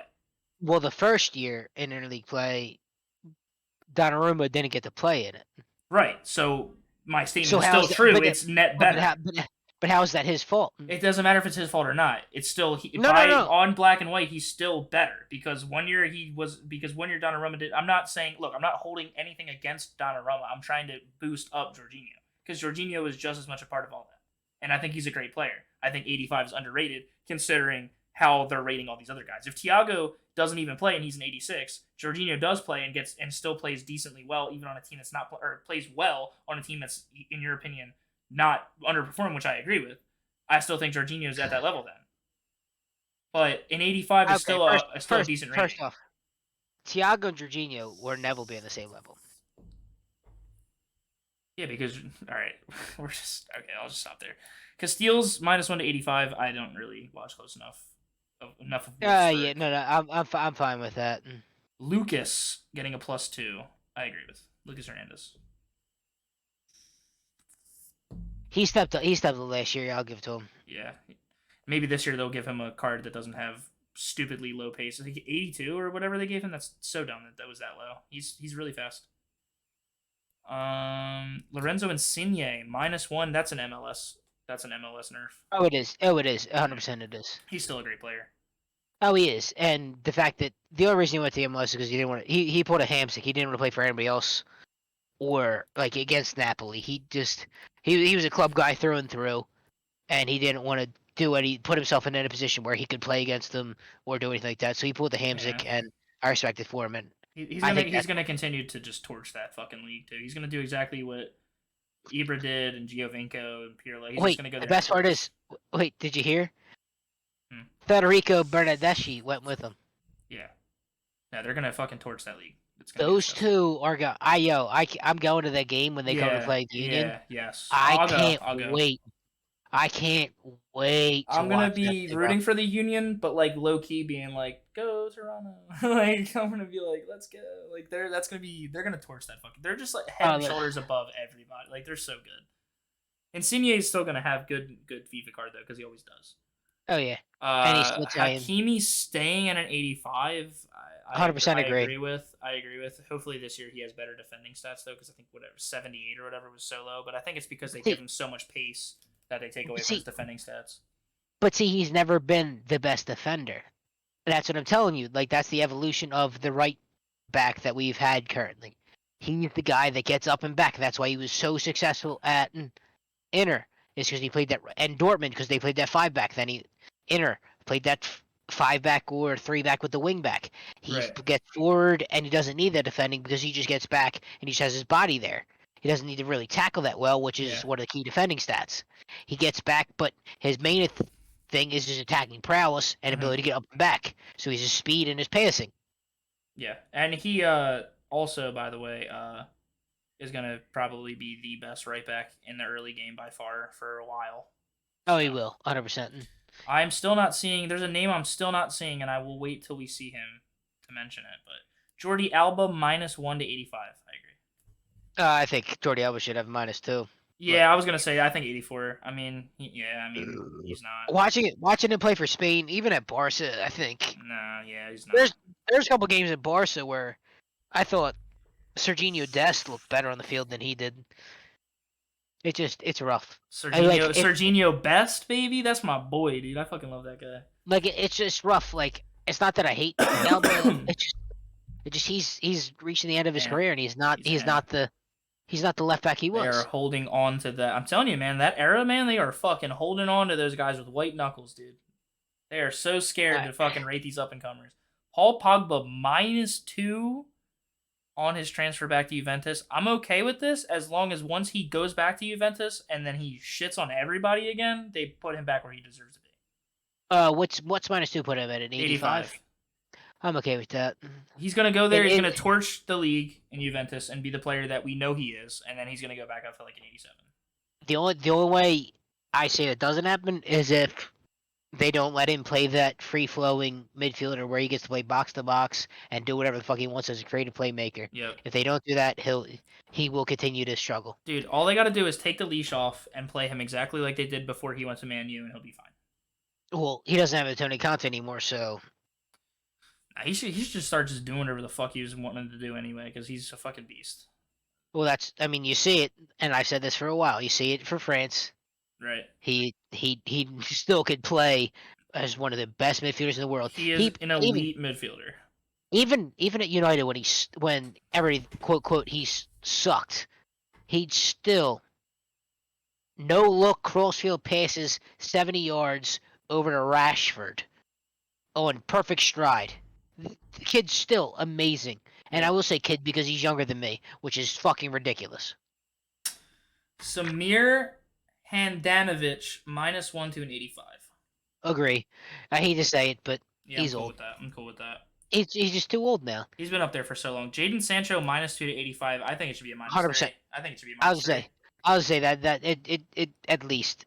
He's the wasted two. potential. He's wasted potential. On he didn't really play that much when he did. He wasn't that great. 87 was. I think 87 last year was overrated as fuck. But Well, I thought 80s. Well, he got the Man United buff, so now he's getting the Yeah. debuff. and he was a hype. There's actually two names that I haven't seen yet that I'm really worried about that aren't going to be on this list. But yeah, no, he's All right, so next Daniel Parejo -1. I don't have enough of an opinion on this. He did that's just age.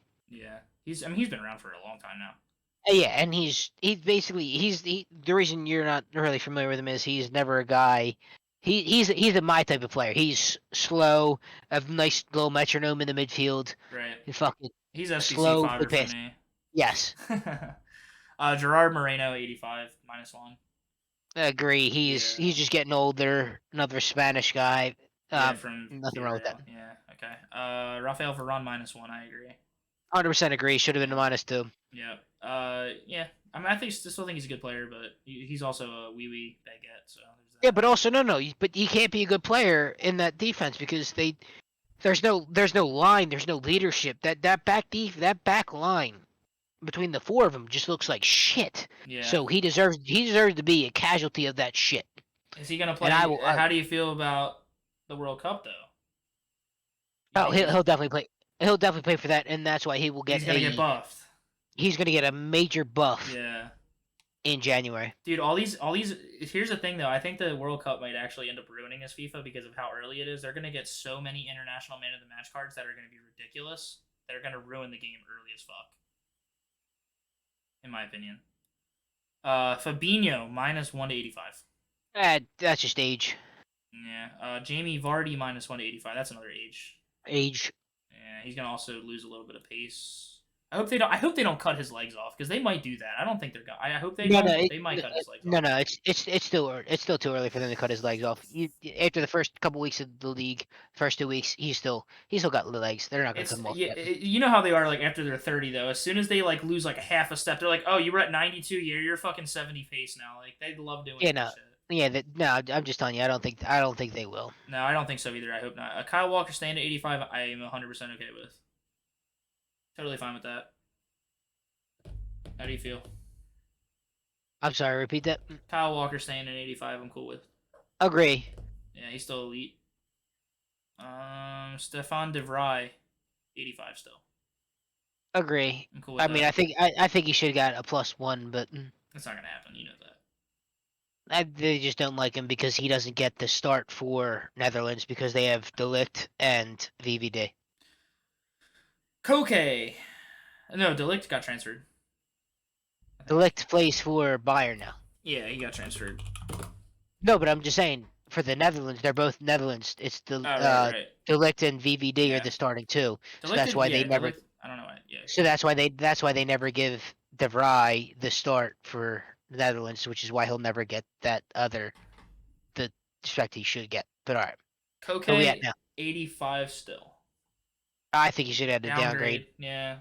He had a shit year at Chelsea last year. Yeah. That was embarrassing. Yeah. IK Gundogan staying at 85. I'm cool with it. Agree. I'm cool with it.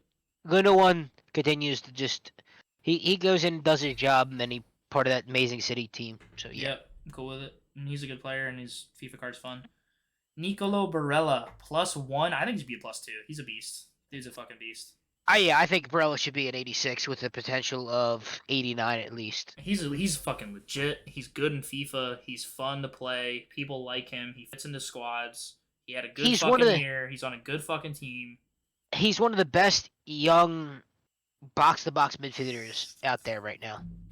He defends. He attacks. He plays like a fucking veteran, dude. Oh, he really does. I like him a lot. And you saw it during Euros. Yep. Honestly, I think his veteran play comes from his time at Inter. Dude, Italy's midfield is legit, dude. like his time at Inter underneath Conte is, I think, really what put him on this accelerated path. Because like he was when we bought him for Cagliari, like we knew he had a high ceiling, Yep. but I think underneath Conte, they like that it accelerated it. He was just like so motivated by Conte Yep. to really just go out there and do it.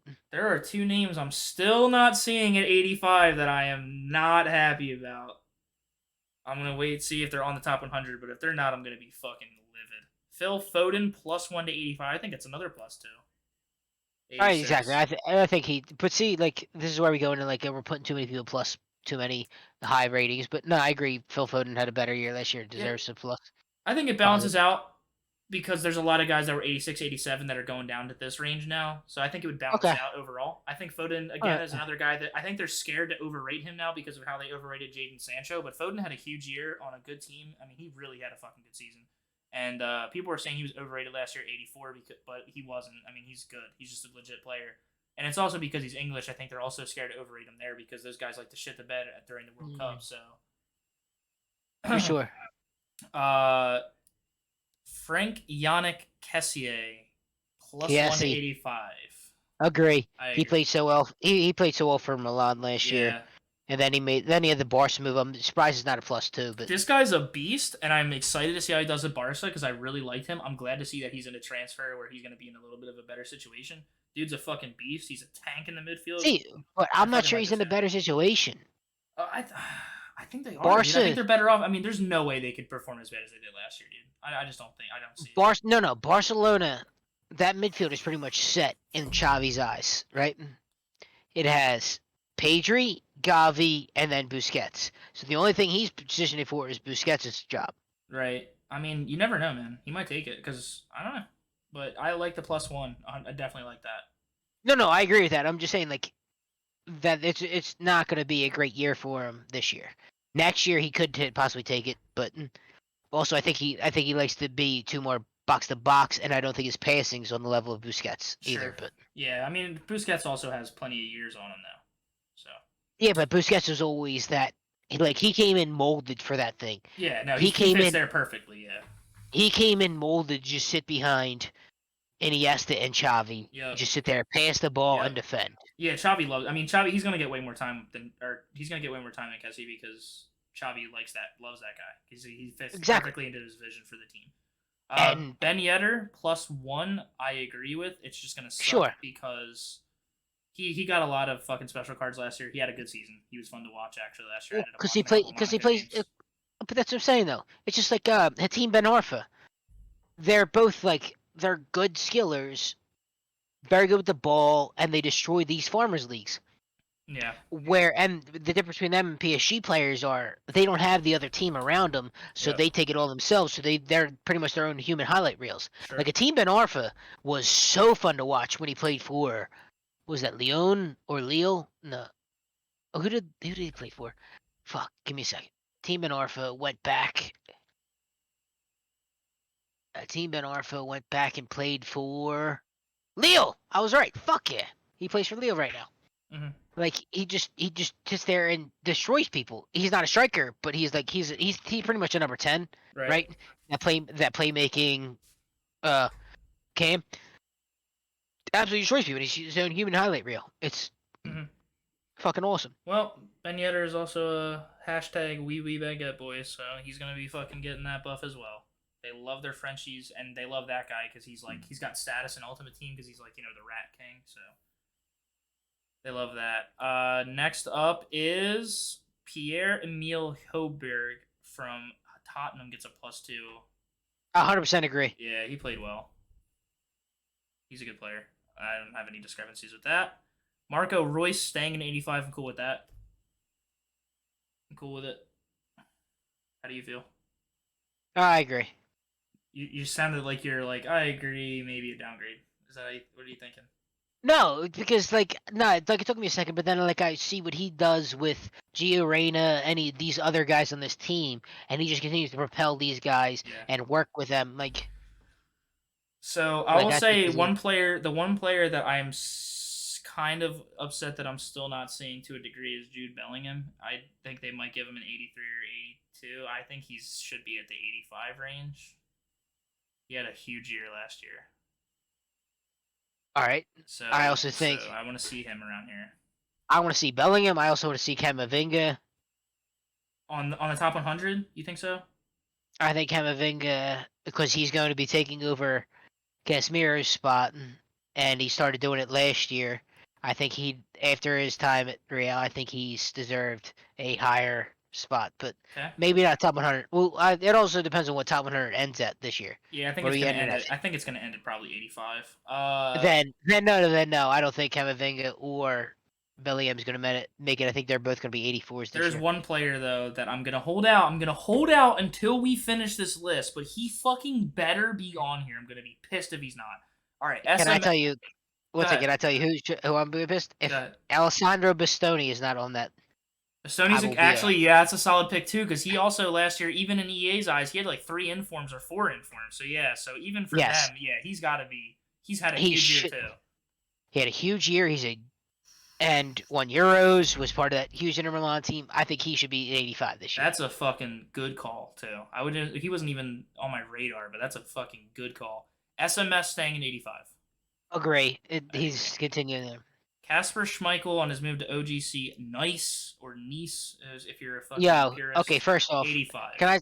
Can I just say something about this? Yeah. That is embarrassing. Yeah, it's terrible. That no other teams bid on him or wanted that deal. They got him for £1 million. Dude, I knew what you were gonna say. Yeah, million. That's ridiculous. £1 fucking million. I don't care who the fuck you have at goalkeeper for £1 million. I take him at fucking anywhere, bro.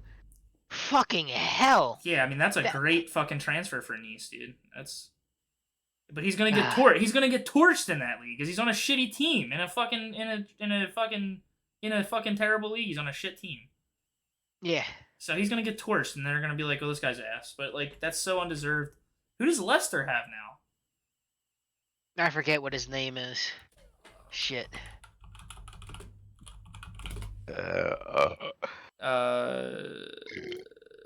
Danny Ward, Alex Smithies, and Daniel Iverson. All of them suck. Yeah, they all fucking suck. I don't even know who's the starter. They all suck.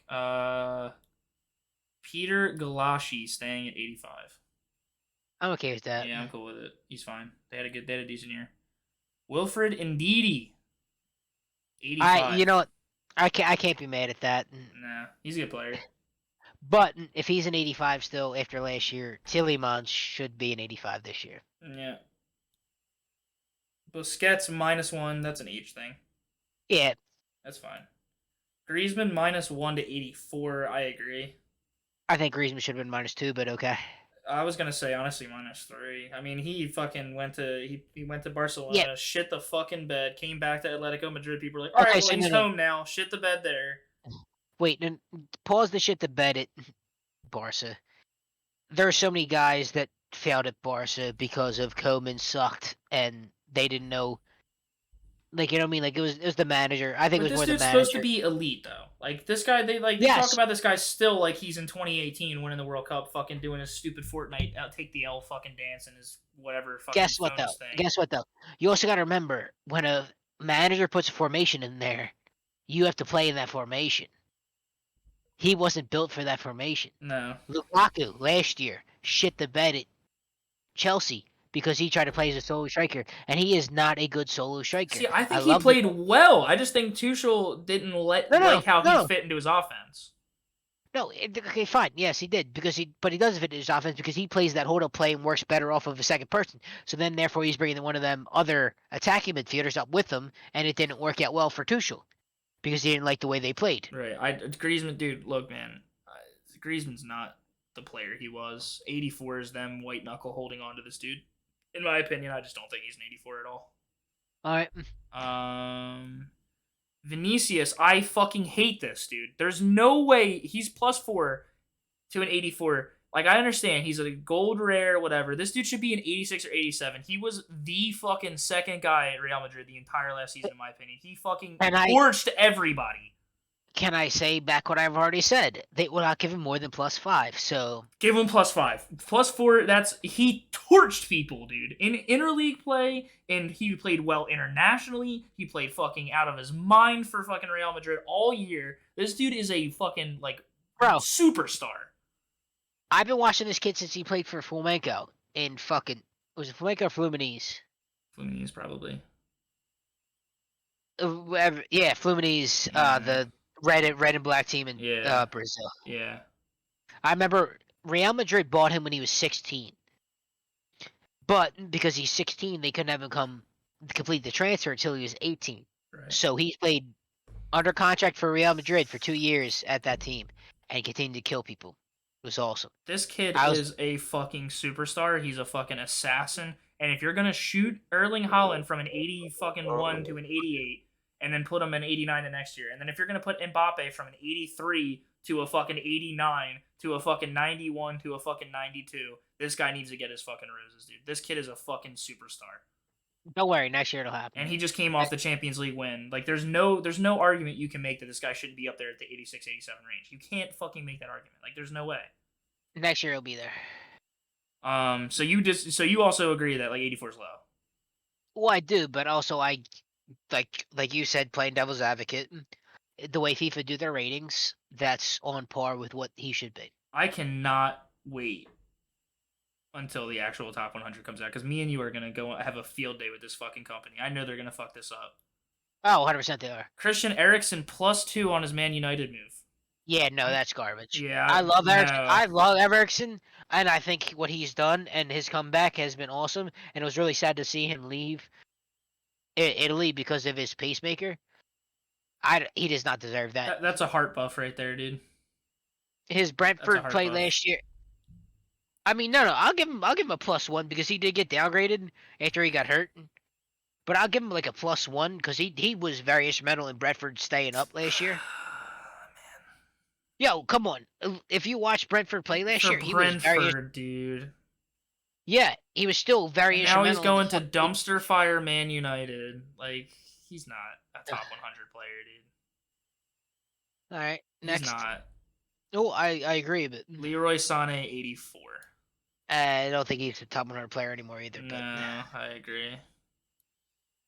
Pierre-Emerick Aubameyang. I'm surprised that they have him at a -1 because he's going to Barcelona, and I think there's going to be some hype with that. But he's already been at Barcelona. Right, I know, but I'm saying, like, I'm talking about for, like, in terms of FIFA terms, right? Now FIFA's starting. He's been at Barcelona for a while now. He transferred at the end of last year, right? The end of last season. So He transferred at winter last year. Yeah, the end of the end of last FIFA, whatever. So yeah, so he -1. I would be surprised if they downgraded him, but I don't disagree with it, I guess. Yeah, he sucked last year. He couldn't. He's on his way out of Barca. And our number 100 player is Matthijs de Ligt, getting a -1. Bayern Munich. I'll agree with that. Yeah. Sure. And he's in Bayern now, so he's probably gonna end up getting a bunch of fucking special cards. But yeah, don't get me wrong. I love the kid. He's good, but that Juve defense struggled, and I think it was more the managerial things on what they were asking out of him. I think it was just not a lot of people. There's a reason that entire defense went from being one of the best defenses in Serie A to you have some of these veterans struggling.